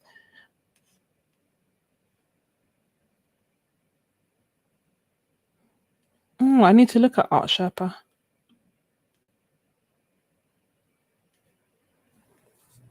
Deep sea blue, deep sea green is blue. It's not just Terry. It's definitely, like, to me, I don't see any green either. I've got swatches of it on Instagram as well, but yeah, it's blue. I don't see green, and I didn't see green when I swatched it there either. So let me show you the swatches from before. So this is the color that I was hoping that I wrote as Nebula that isn't Nebula that I wish I could find. And I feel like I must have just, it's either that it was a mixture of colors and someone had put like a blue inside the nebula so that when I swatched it, that's what actually came out, or I swatched a completely wrong color and I forgot, but this is the color that I need to find. And then this, I'm surprised I picked sage green. Very unlike me, but I did pick sage green. It does granulate. It's just darker than I would have thought. I wonder what I was thinking at that time. But also I was under pressure because they'd packed up. And I thought, I was just like, naming different colors. But then what? Yeah, deep sea green. Here, actually, there's a little bit of green poking through underneath. Can you see that? But on my swatch, you can kind of see it on my swatch a little bit, but I would definitely say it leans more blue than green.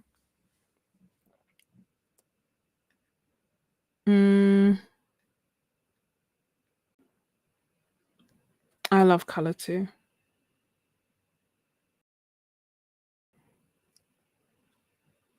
If I've missed something, if I've missed a question, then please let me know.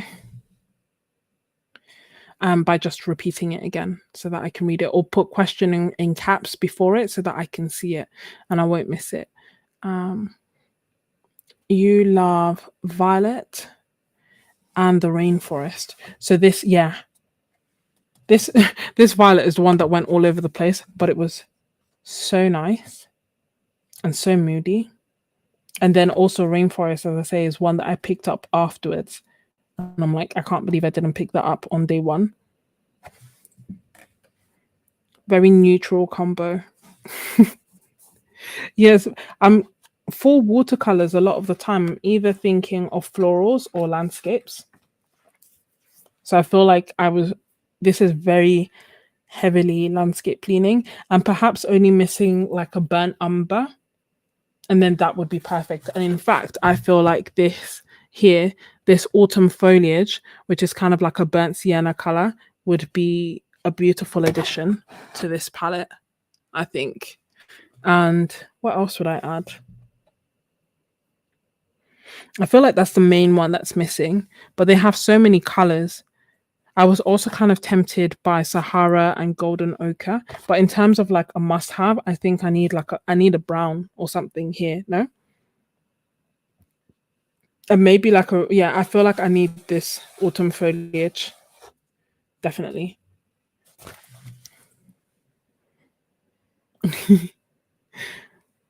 I agree. Maybe the tube is mislabeled. No, you know, when I was swatching, so when I asked the owner if this was Nebula, he said he didn't think so because Nebula had a bit more granulation and had some purple, like some pinky purples coming through. So, but we couldn't figure out what color that was. I think it was because it was testers, and I think people were dipping the brush into the paint. So I think someone must have taken a blue and dipped it into Nebula. So Nebula plus a blue equals this. Sorry, Nebula plus a blue equals this, I think. But I'll have a look at the swatches and see if I can find. the bottom row, third from the left. Third from the left? This one. This one's Nebula. Nebula and Deep Sea. And you love the Potter's Pink, Sonia. I'm not surprised.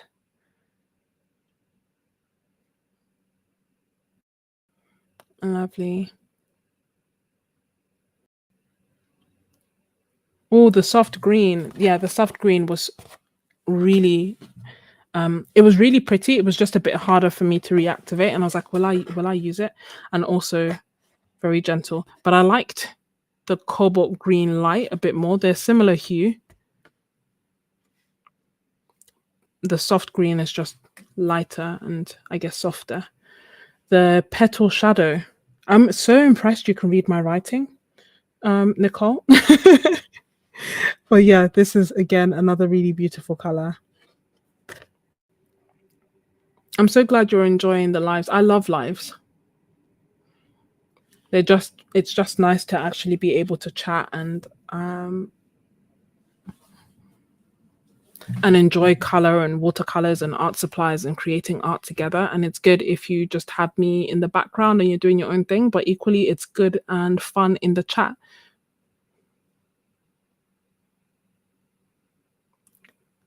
Oh yeah, that's what I asked Tori. I was thinking that, well, actually I thought it was the rainforest green that looked like. Let's see. Shall we? Green Appetite Genuine, where are you? You are in my portable painter. But portable painter, where are you? I have some other, I also have these for us to test out.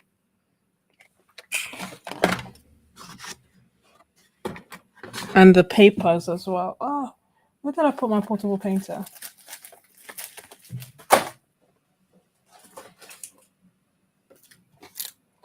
I'd brought everything out because I was packing for the trip.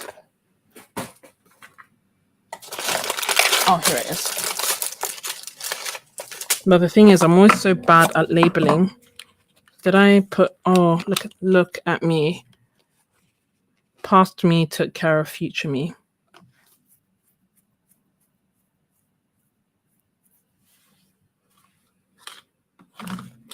Maybe I'm thinking of, okay. These are all wet.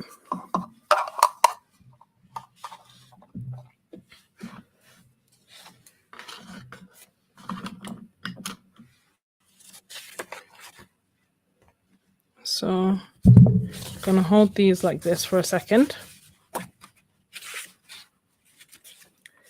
Gonna go on this page and do some swatches so that we can see some special greens and see which greens we love, because I love greens. It would be fantastic if I didn't have my key upside down. Also, I just used some packing tape over this because I bought a laminator. And I just kept keeping everything thinking, oh yeah, when I have time, I'll laminate. And then the other day I was just like, you know what, I'm just going to use tape. And it's as effective. And it just means that your little swatch cards are waterproof. And because it takes like, you know, just a few minutes to do, it then means that if you do have to change your palette, it doesn't feel like such an event. So this is Daniel Smith's Sap Green,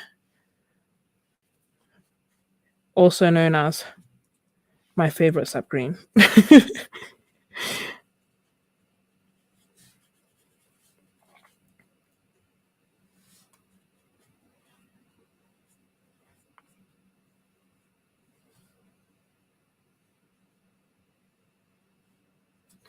Then we also have, this is Daniel Smith's Undersea Green,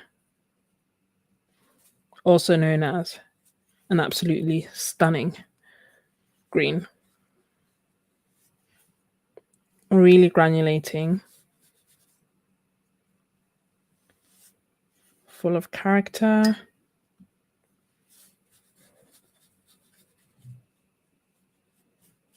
This is one of the other ones that has PO48. aka the reason that I even bought a tube of PO48 is just so that I can mix my own pretty greens when the time comes and it's gone, because it's in so many of my beloved greens. Then this here is Green Appetite Genuine. Again, all Daniel Smith.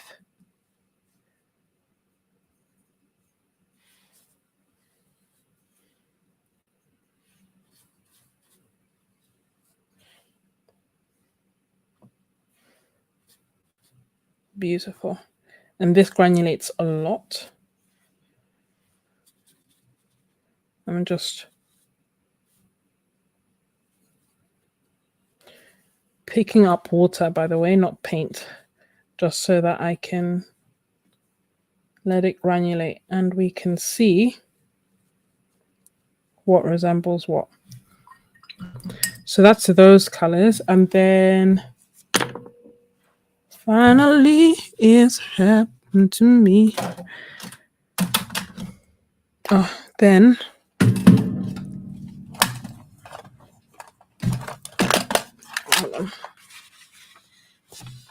oh no, getting paint all over my hands. Okay, hold on.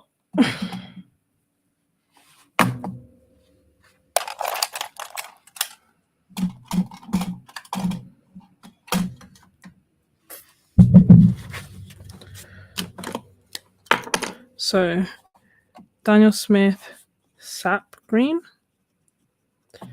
Daniel Smith Undersea Green, and then Daniel Smith's Green Appetite Genuine. Uh-oh.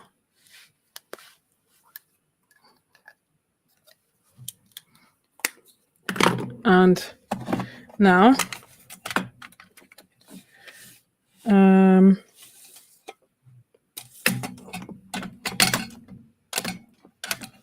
let's take some Roman Schmoll. This is Roman Schmoll's Hooker's Green, aka the Roman Schmoll sap green that I use. And one of my favorite sap greens that's technically called Hooker's Green.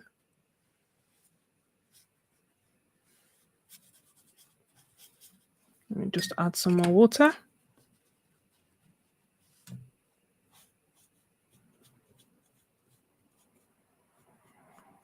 Sorry, if I'm missing comments, please repeat them. I can see I've missed 45 actually. So let me swatch this out and then I will look up properly. This is Roman Schmoll's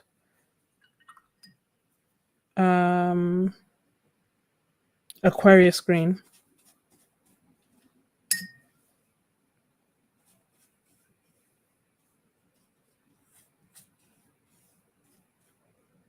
AKA absolutely beautiful green.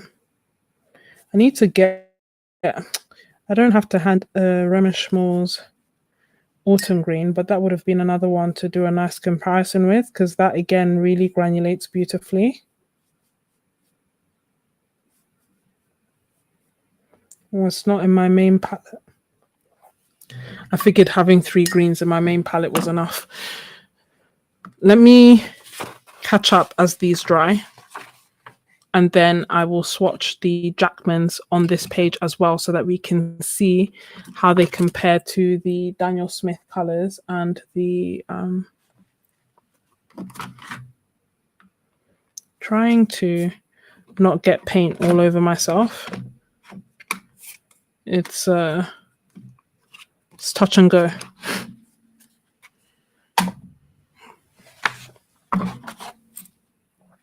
But actually, yeah, whoops. Actually, we have the Jackmans here, don't we? So I guess we still just have to wait for them to dry. But at the moment, I feel like the Jackman's Rainforest Green resembles the Undersea Green a bit more. I feel like it maybe just has a bit more. Does it have PY150 in it? No, it doesn't. PY83. I think it's just the yellows poking through a bit more.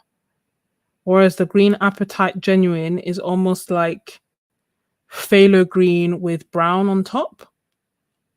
In a nice way. Do you know what I mean? Like it's got that super bright underlying bright green underneath, and then it has like specks of brown coming through. I'm now going to catch up on the chat. I'm so sorry.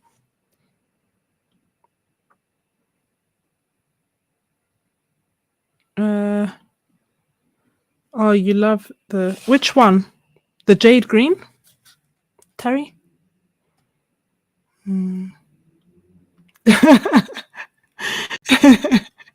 I know the feeling.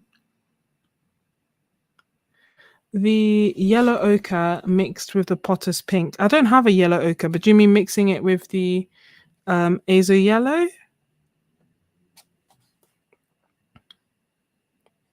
It's quite wild actually that I didn't think of a brown. And you know what? I was looking at I wanted to get the autumn foliage. I just got distracted because I was picking the colors literally in quite a rush.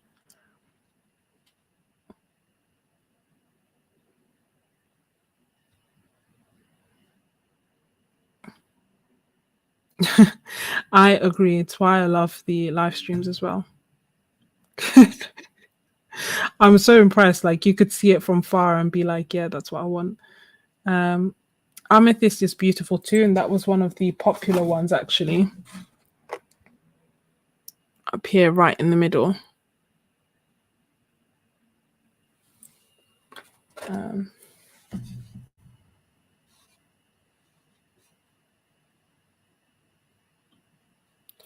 Oh, did I mention Cascade? Sorry, I meant Undersea Green, not Cascade Green. Cascade Green is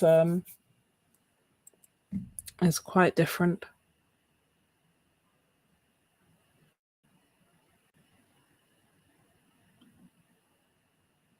Ooh, she's got great taste.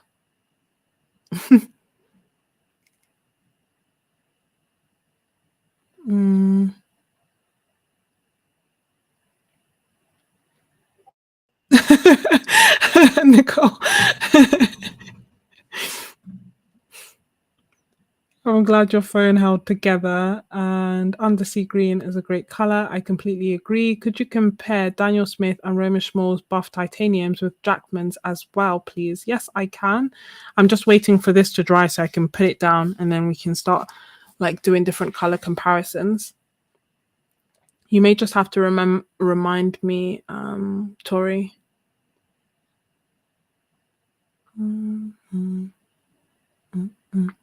Bye, Nicole.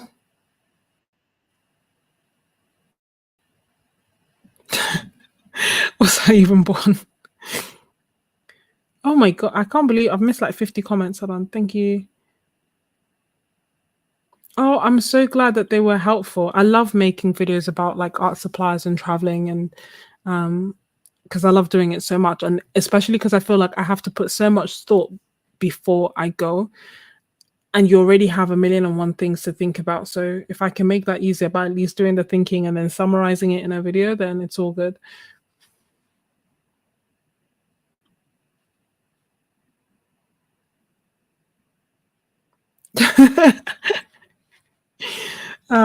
That is true. That is very, very true.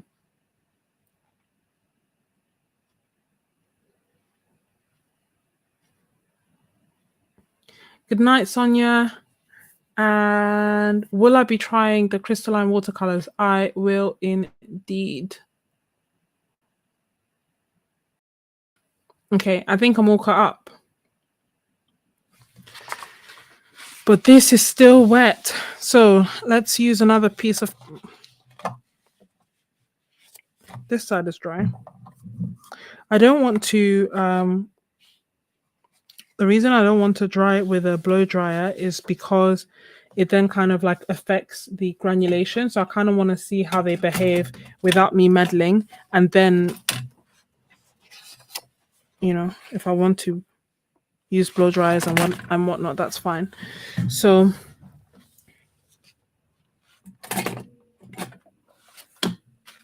I'll do the the swatches of the Daniel Smith and the Roman Schmoll colors. The only thing is, take these with a pinch of salt. And the reason I say that is I'm obviously very rough when I am painting and I'm doing color mixes. So the colors may be slightly contaminated and I haven't got the tubes to hand, so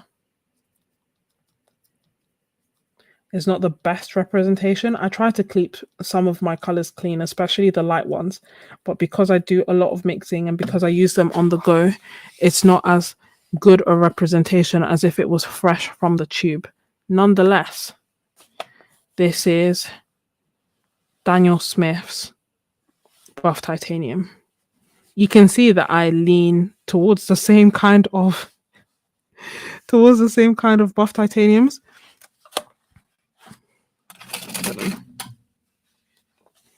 Can you see it here? The two.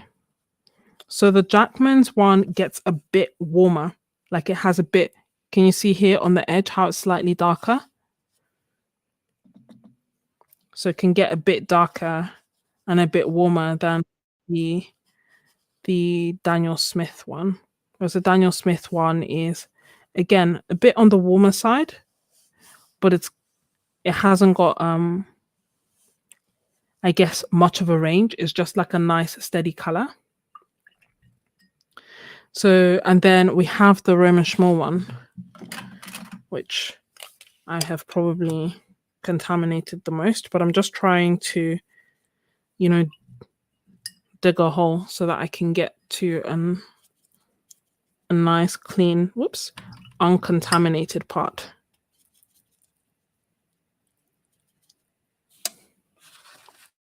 This is Roman Schmoll's one, which actually is warmer than the, it's more colored than the Daniel Smith one. So it has range, I guess, like the Jackmans, but maybe like slightly more range than the Jackmans, but I feel like the Jackmans one might be slightly warmer. So they're slightly different colors. We'll see them.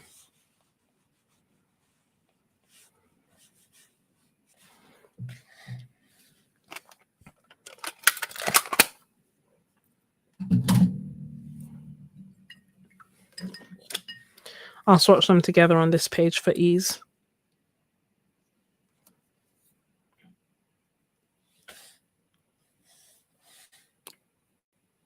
Oops. I hope you can see them. So the Jackman's one is more yellow leaning than the others.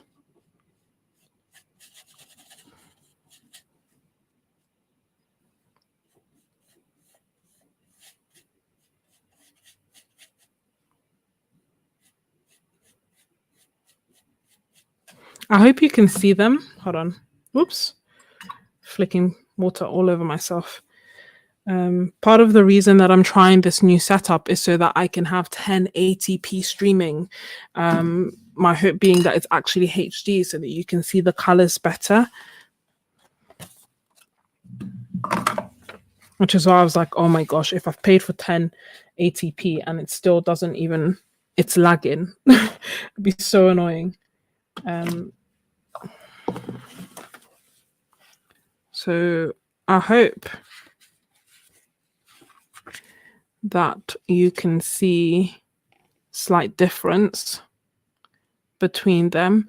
So I feel like they're all ever so slightly different colors, with the Jackmans at the end.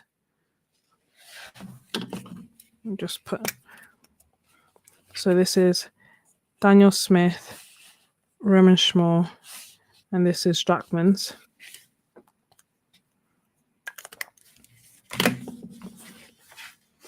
But yeah.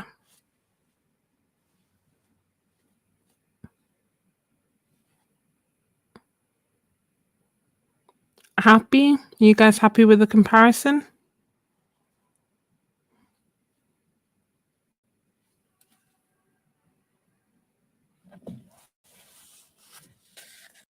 Oh, okay. Thought I dropped it. Do they have similar granulation? I'll let you know when they dry, but the Jackman's one didn't granulate at all. Like this is a flat one, and I added quite a bit of water. So we'll see when they dry how much they do or do not granulate. But remind me if I forget to answer, then remind me and I will. Let's try out the crystalline watercolors, shall we?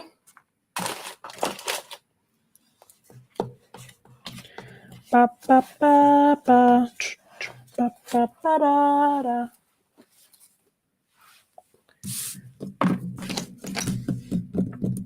Okay, so I'm excited for this.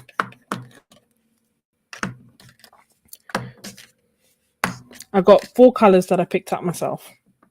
Again, under pressure because they were packing up. So forgive me. This first, so I'm going to put sprinkles of them all. I'm going to write their names and then I'm going to spray them with water so that we can see. Okay. This first one is sap green. I'm only going to try and put a little bit. That's probably too much, but I don't know if you can see how, be careful, they're staining. Thank you. It's like you know me so well. Look at my hands already from the paints that we've used so far.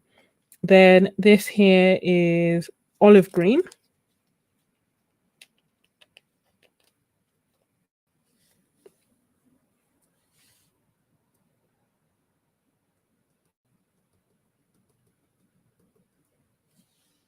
Again, put the tiniest bit. We'll see if I need to put more. And I'm doing this on Bockingford's rough paper. Then we have shadow. Let's put rose.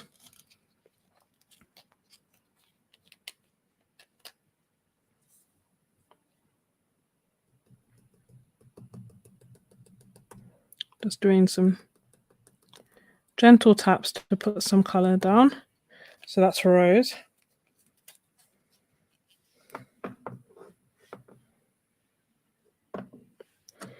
And then turquoise.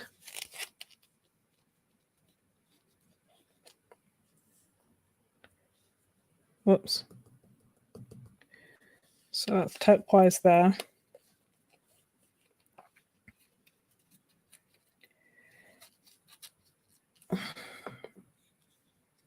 And then shadow grey.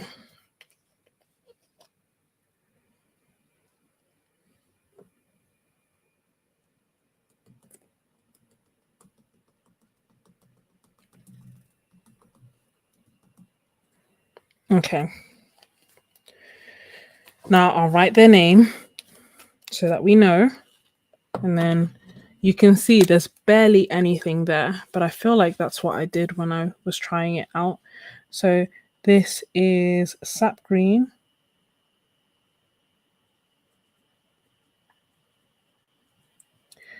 And olive green.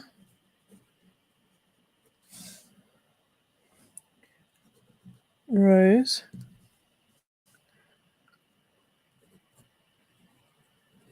Turquoise. And what was the grey color? Shadow grey.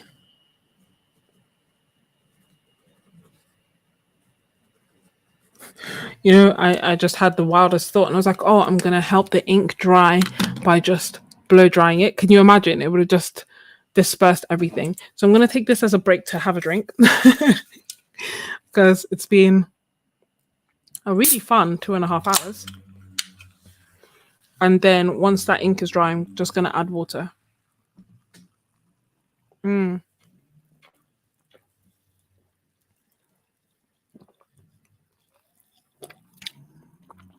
I agree. And just a gentle reminder to like the video if you haven't already done so. And if you're watching on the replay, please feel free to get involved in the conversation by letting us know what colours you've liked from the Daniel Smith gouache, the Daniel Smith watercolours, the Jackman's watercolours, everything that we've kind of shown so far. I like reading back the comments, as you can probably tell. So, do you reckon? I feel like it should be dry by now.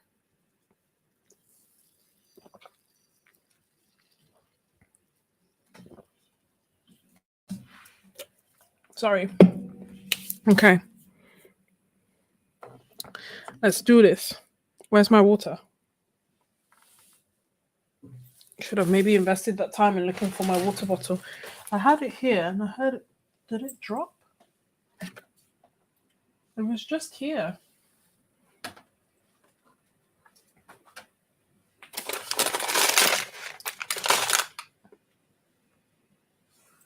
Just looking for my spritzer. Hold on. Here it is. Fell to my side. Okay. Are we ready?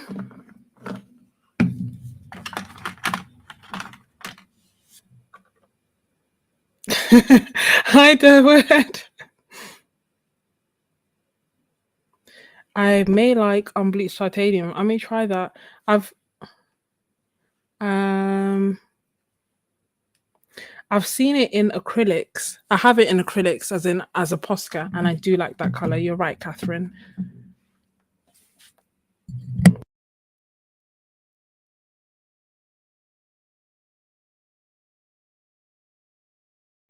Yeah, at the beginning we started off with the Daniel Smith. Drum roll. Yeah, drum rolls. Do you guys feel like you have a good view? Imagine it's anticlimactic now. I mean, if it is, then we'll just get a fresh piece of paper and add more. Okay. So I'm just gonna add lots of water everywhere. Oh, sorry. Can you see? Put a paper towel underneath. I should have probably done this all on a separate piece of paper because they have all merged together. But can you see how those tiny little specks and drops? Like, let's reactivate the sap green.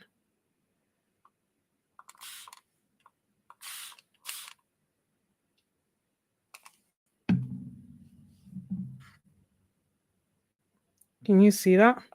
So, I mean, it's almost like disregard what I called what because it all ran into each other. But maybe what I will do is like separate swatches. And Miss Ebony, thank you for the paper towel recommendation. That was a super good shout. It's like fireworks indeed.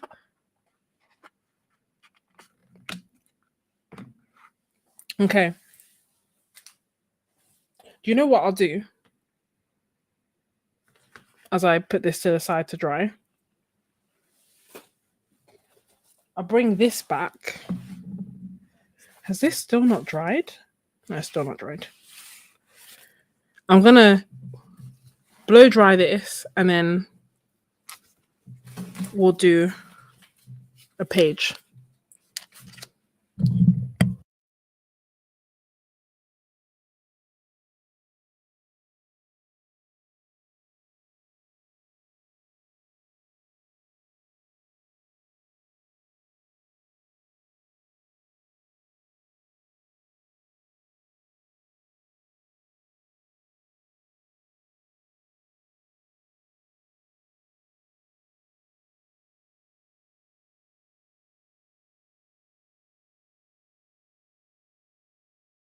Okay, people, I'm back. This still hasn't dried. But I don't want to blow dry this because I want this to be a page that I can reference. And let us do that again. So let us take sap green.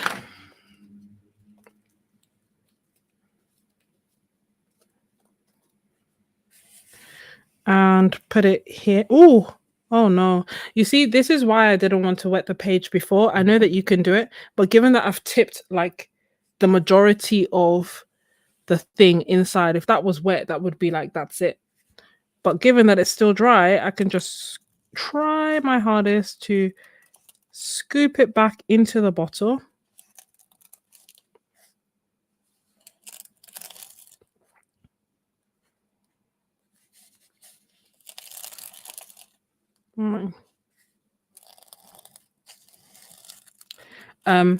So yeah, you can definitely use this in a range of different ways. I'm just trying to cater to my strengths and, oh my goodness, make allowances for my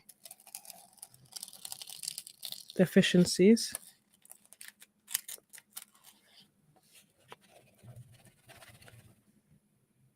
Because this is going to be way too much.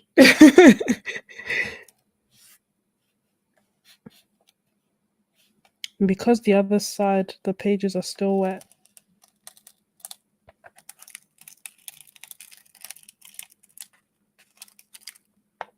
That feels like it's almost there. Okay. It's fine. I've tried. Okay.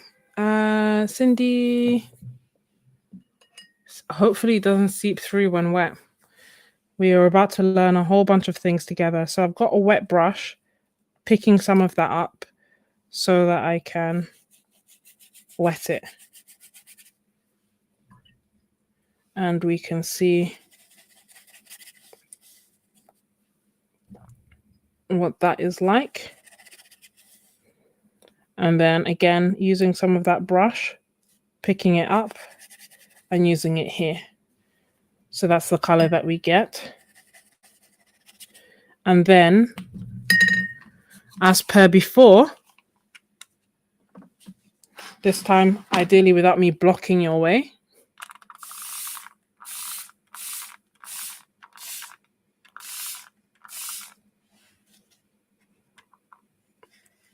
can you see?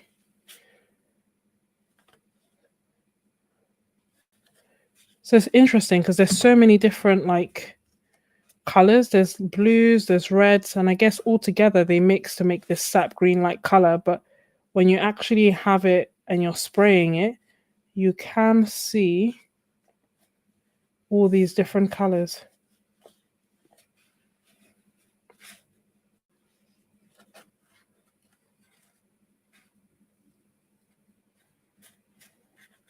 For some of it, I still want to show.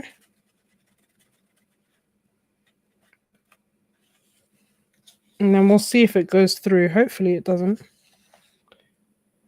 But they said that it's different to brusho in that it's watercolor as opposed to pigments. As in, like, I don't know what brusho is in terms of, I don't know what it's actually formulated with, but they said that it's different.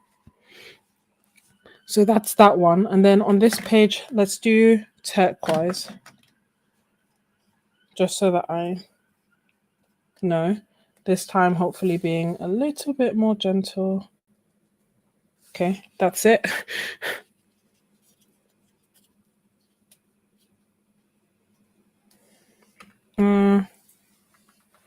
Thanks, Miss Ebony. Just soaking up some of that extra paint. I don't want that to all rest in one place because then it will soak through to the other side.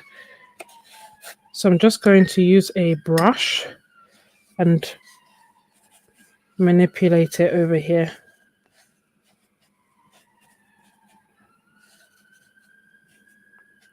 So that it can go everywhere.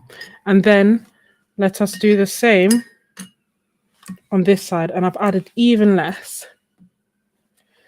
So let's see. This one is turquoise.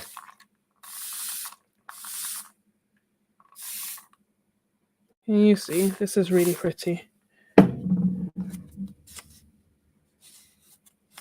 And again, you can see yellows and blues. I want to make it dance around the page. Dance, dance, dance. Not in the corner.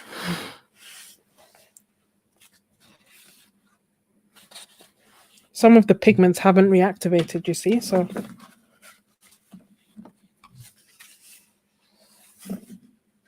Whoops.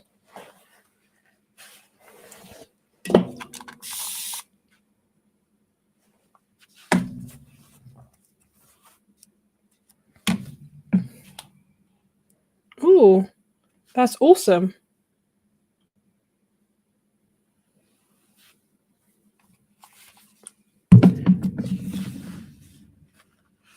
That's a really good deal for £10 because they are £4.70 each. So if you can get 3 of them and a water bottle for £10.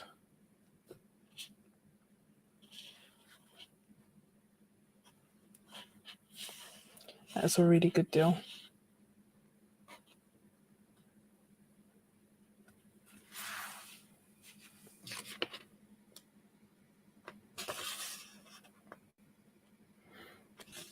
So again, I don't know with Brusher if they reactivate once dry, but I believe that these will reactivate once dry.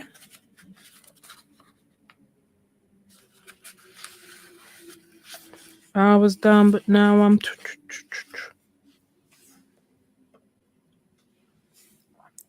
So that's that. I'm gonna let that dry. This is one thing that I love about having this sketchbook as my anything can go sketchbook. I can go from doing swatches to doing paintings or whatever and just not be stressed.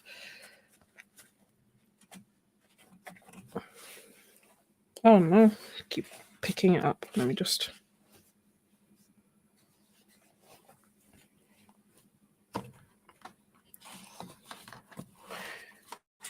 Okay.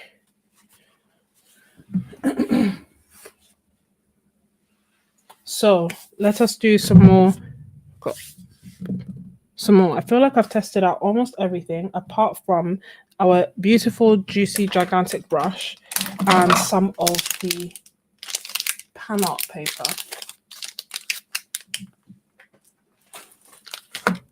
I'm going to start with the 350 GSM.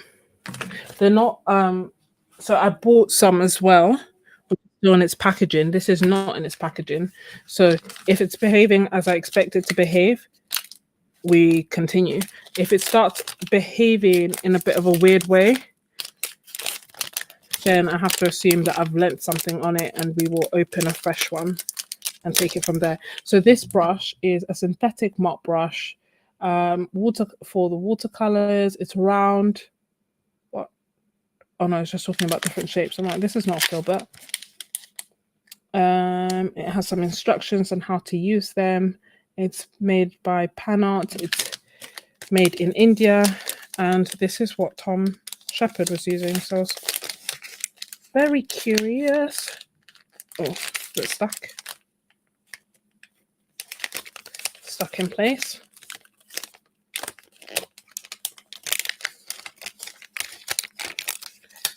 Out of like YouTube habits, I always feel like I can't. Good night, Faith Ann.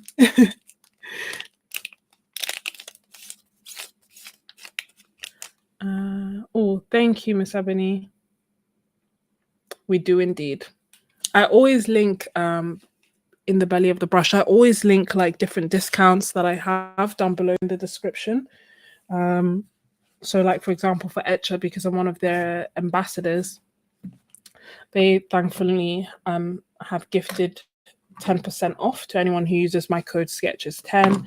Equally, I have codes for Jacksons. If Jacksons are having sales, I'll mention it. When Jacksons were selling core watercolor tubes for 25p for 3, I shouted it from the rooftops and made it known to everyone. So this is A4 handmade smooth, which is actually cold press watercolor. I hope, can you see the texture? Hopefully. Is it glitching for you or is it okay? when it starts glitching, I never know if it's my laptop just struggling and it's actually fine for you, or if it's the system that I'm using. But yeah, let me know what you think about this whole new, especially if you're watching on the replay as well, this whole new setup. Can you tell that it's 1080p and better quality, or is it the same as before? So this is actually cold press watercolor paper, but they call it smooth because they only have rough, which is rougher than this, and this one.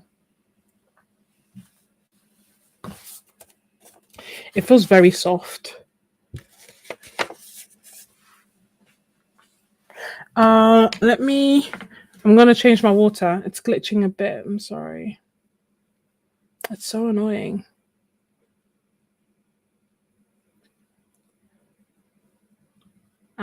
Thank you, Miss Ebony. I'm gonna change my water.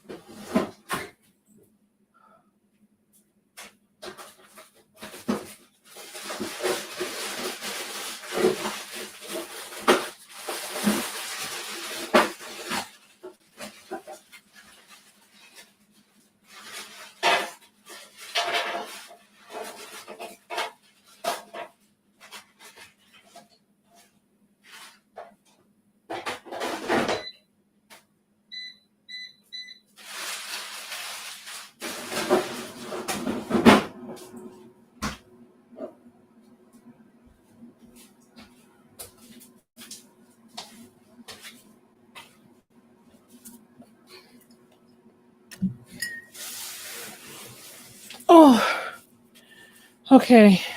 Hopefully it's now fine. I've done nothing to change it, but it's hopefully had some time to recontemplate, and you can see the texture.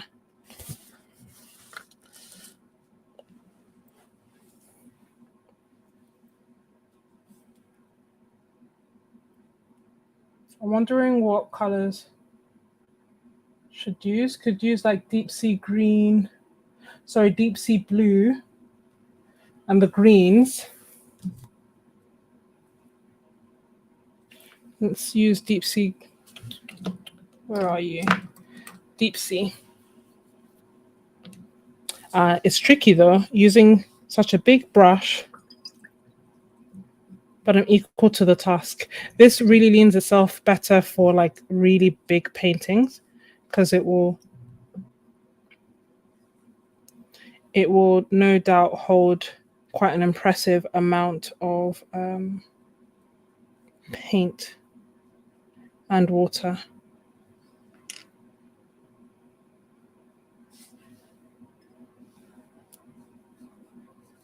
Do I want to do that? No. Let me do the flowers.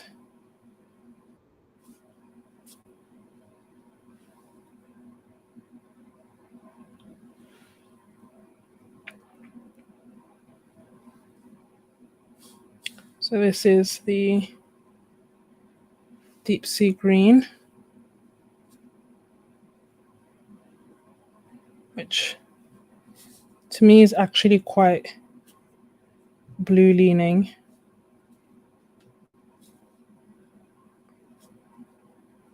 Quite heavily blue, like to me it's a blue.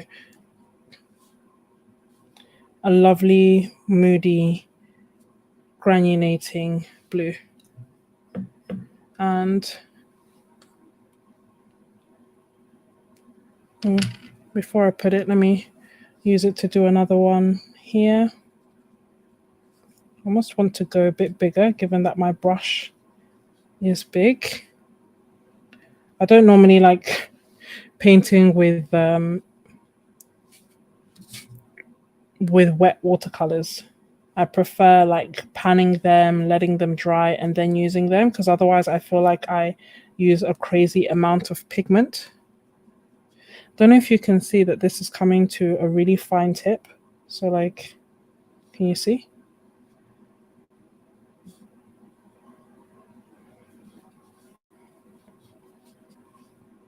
So it's an interesting shape. It doesn't quite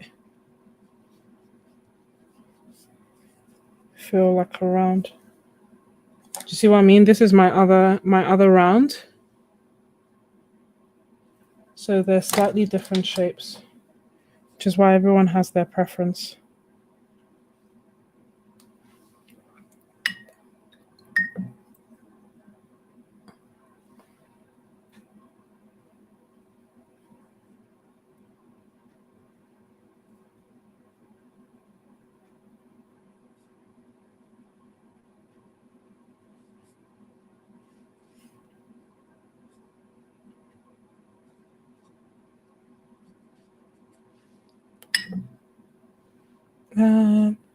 Okay.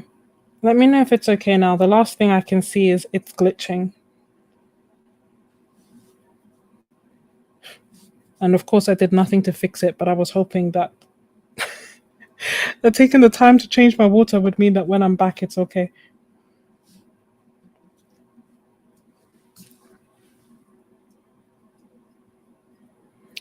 Getting some really nice soft edges and soft blending. And the paints are granulating beautifully. Art is good, man.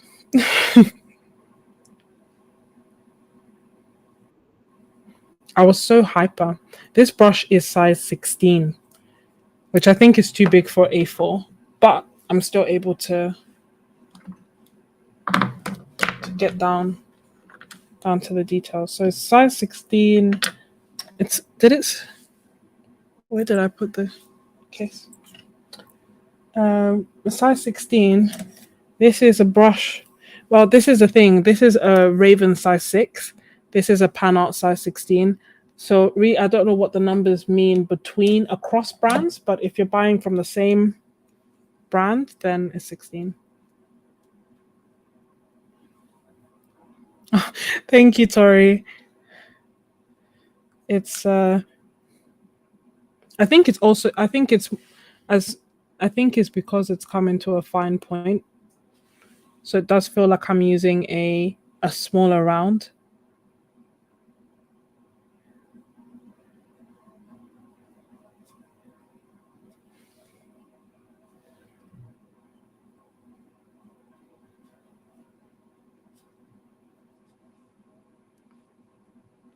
This is the ultramarine blue.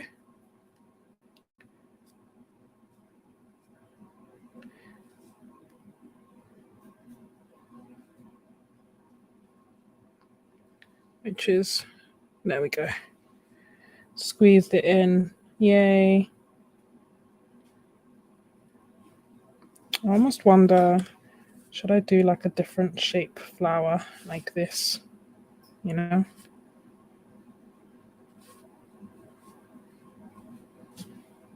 And just add a bit more blue and a bit more detail to the side. And then another blue here.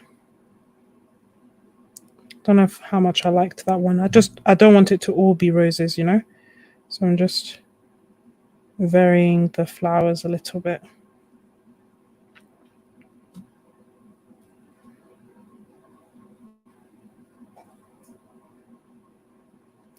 I feel like I'm not demonstrating I'm not using the brush in the way it should be used. It's working, but still it's like, oh, let me use the biggest brush I have to do the tiniest details I can. It's oh, PanArt. So it says PanArt size 16 and it's series 1, so it's 1181 premium mop. I'm holding it there so that you can hopefully see it. Hey, Emmett, welcome.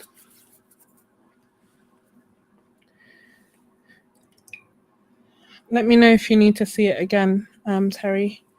Oh, I don't know what I did. I was operating last week and I hurt my hand. My left hand, which is odd. Usually, it wasn't a delivery. It was doing another surgery. I don't know why or how I managed to hurt myself.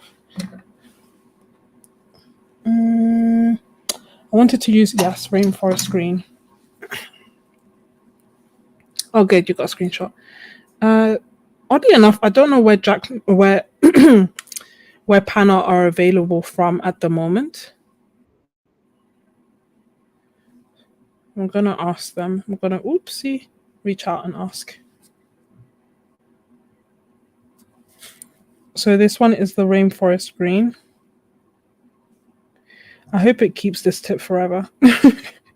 You know?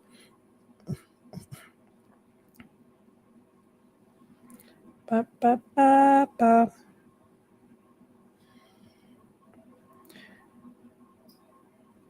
Why? I have to wonder now, why am I using... Anyway. It's like, why am I struggling to take it out of the tube and using this when I literally have all my other palettes beside me? But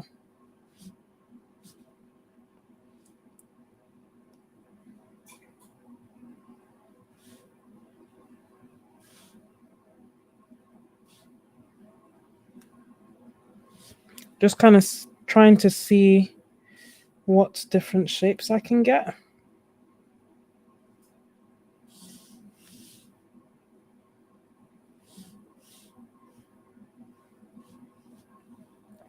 Using the body of the brush.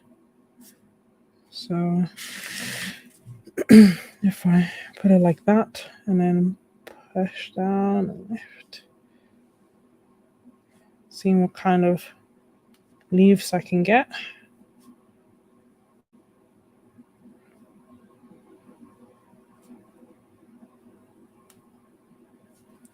But you can see, because it has so much water, it's diluting the paint.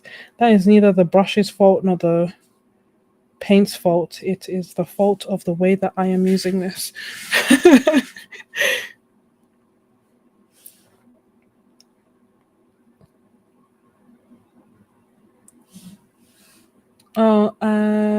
Oh, they're on Jackson's. They're brushes. How did I not know that? Gosh, I feel like I'm falling behind.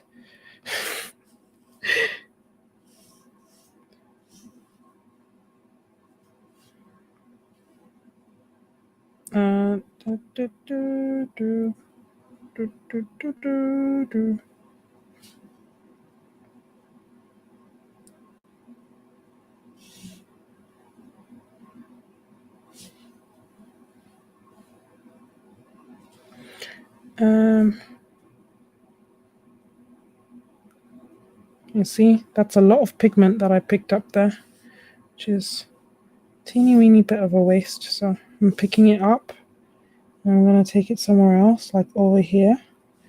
And I don't want big brushes, big leaves here. I want tiny leaves.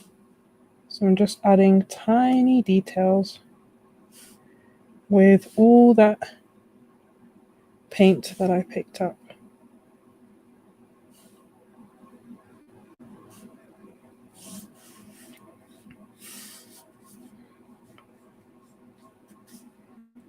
Doing flicks.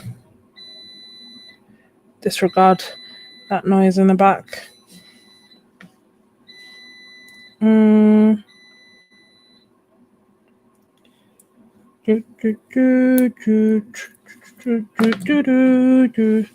Shall I add some of the sap green? Thank you, Dana.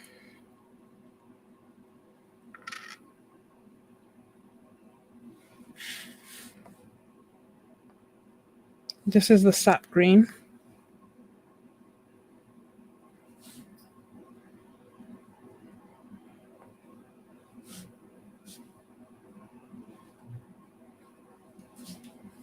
Which is brighter.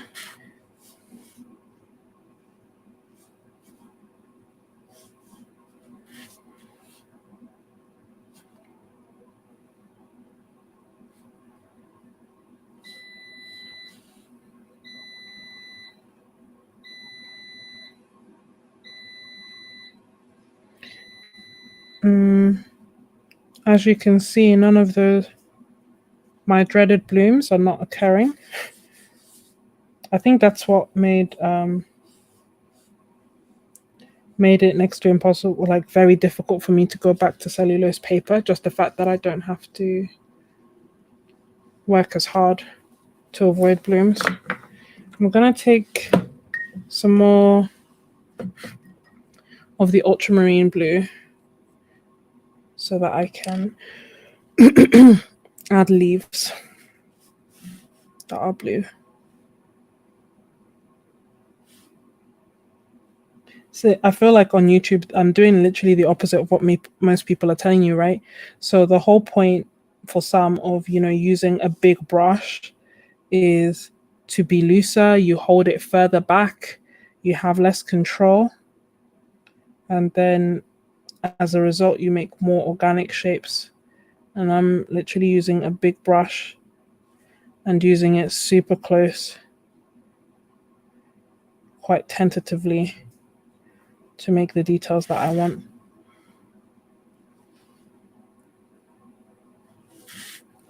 Just adding some more here, some more blue here, and details.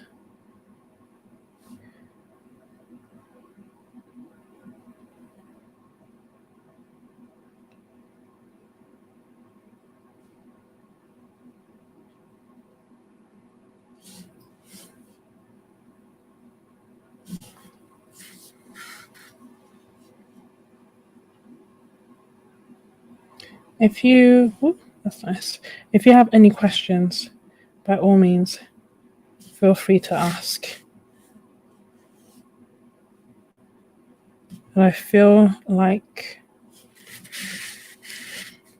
I would also really like to try, don't worry, I'm not doing it tonight. I know it's been 3 hours, but I would also like to try doing like a loose landscape on this paper, and also with everything, like on this paper with the watercolors and the brush. I just like the feel of soft paper. I think that's what got me hooked to the Caddy Fat book. But this doesn't feel like the Caddy Fat book. It feels like soft, like it feels softer. I can't explain it. If you're a Ko-fi member, you may remember that a while back I sent you some paper that was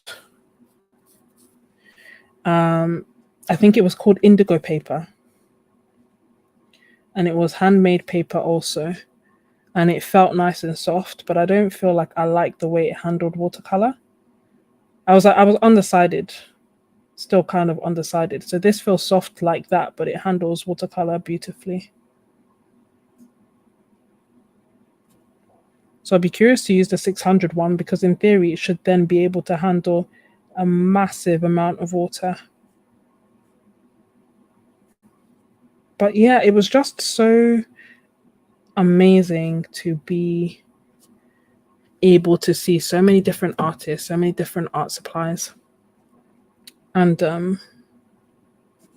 just dedicate time to thinking about art and the things that I want to create and different techniques that I may want to try, especially because both Hazel and Tom Shepherd painted so differently. Like there were similarities there. They have a beautiful way of leaving white space and not like overworking a piece and really just letting watercolor do its thing. They were both really good at that. But they painted in different ways. So it had me thinking like, oh, I wonder what I should try next. Question. Would I say the stiffness of the brush is the same as the Aqua Elite? No, it's softer. I think I'm trying to do the lifting that you suggested. We'll see if this will lift. But no, this is softer. It's more like the Neptune in terms of consistency. Like the Neptune, or it's difficult to know, you know, because they are, so it's softer than the Raven brushes by Jackmans. And it reminds me more of the Neptune. I don't have them to hand now. Oh no, I have this Neptune. Oh no. That's why you should clean your brushes in between. No, I don't pre-stretch my paper. I'm a very lazy artist, God forgive me. But look, can you see it is lifting? Because I'd put the color there before that I didn't want, and now I'm just applying lots of water to try and erase it, having let it fully dry and knowing that it's a staining color, and most of it has come off. But yeah, no, I know that some people pre-stretch, and I understand the rationale behind it, but I don't. I just tape it down and hope for the best. And if the paper warps, I don't mind too much.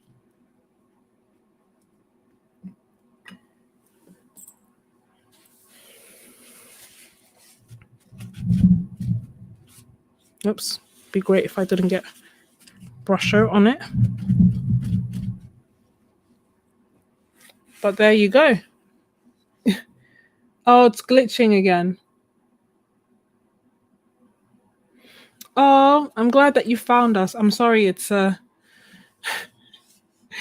sorry, it happens to be glitching as you are here. It's been glitching this whole stream on and off. I think it's saying I have no connection, but that is like I'm streaming. What can I do? What can I do? This feels so nice. But yeah, so you were right. The brush is great for lifting, and also the paper allowed it to lift because this is a staining color. Deep sea green has PG7 in it, which is phthalo green. So if that can lift, anything can. I quite like this. Shall I? Oh, my hand.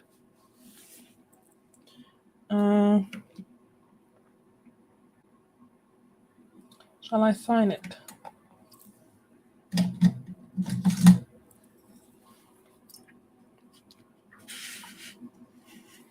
I'm just going to use some Daniel Smith blue to sign because I always wonder where I should sign.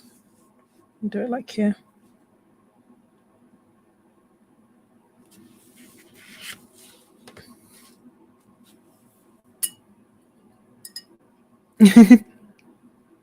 Thank you, Derwood. And thank you, Terry. And thank you all being here. I hope that you have enjoyed this video, seeing all the different art supplies that I got, that I bought, that I explored with. Obviously, there are still a few more in terms of the Saunders paper. But even then, you know, we tried Saunders, we know.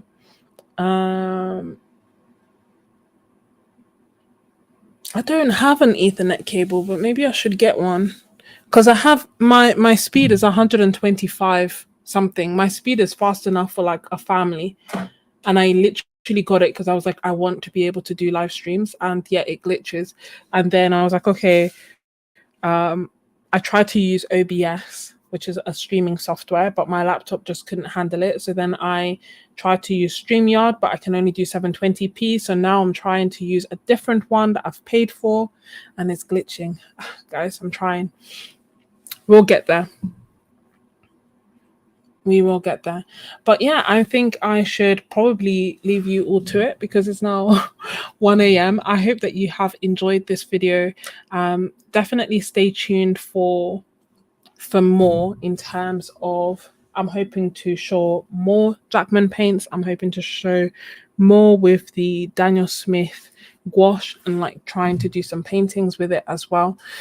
If you enjoyed this video, then you should definitely love my playlist, which is full of different art hauls, especially if you love art supplies as a whole. And if you want to stay tuned, thank you. As Cindy mentioned, I have now tried to set it up so that before I go live, I will try to put it on my Ko-fi so that if you are a free Ko-fi member, hopefully it's come back. If you are a free Ko-fi member, which is linked down below in the description under art group, then you will get an email before I go live so that you can catch these and you don't miss them. But equally, if you want to be a paid member, that would be even even better, because we do lots on there. There's always exclusive videos and a chat and an art challenges, and just so much more. So thank you all so much for watching, and I will see you next time. Keep an eye on this space. If I find any more discounts, I'll leave them for you as well. But yeah, thank you and bye. You are more than welcome, and I'm sorry. Bye.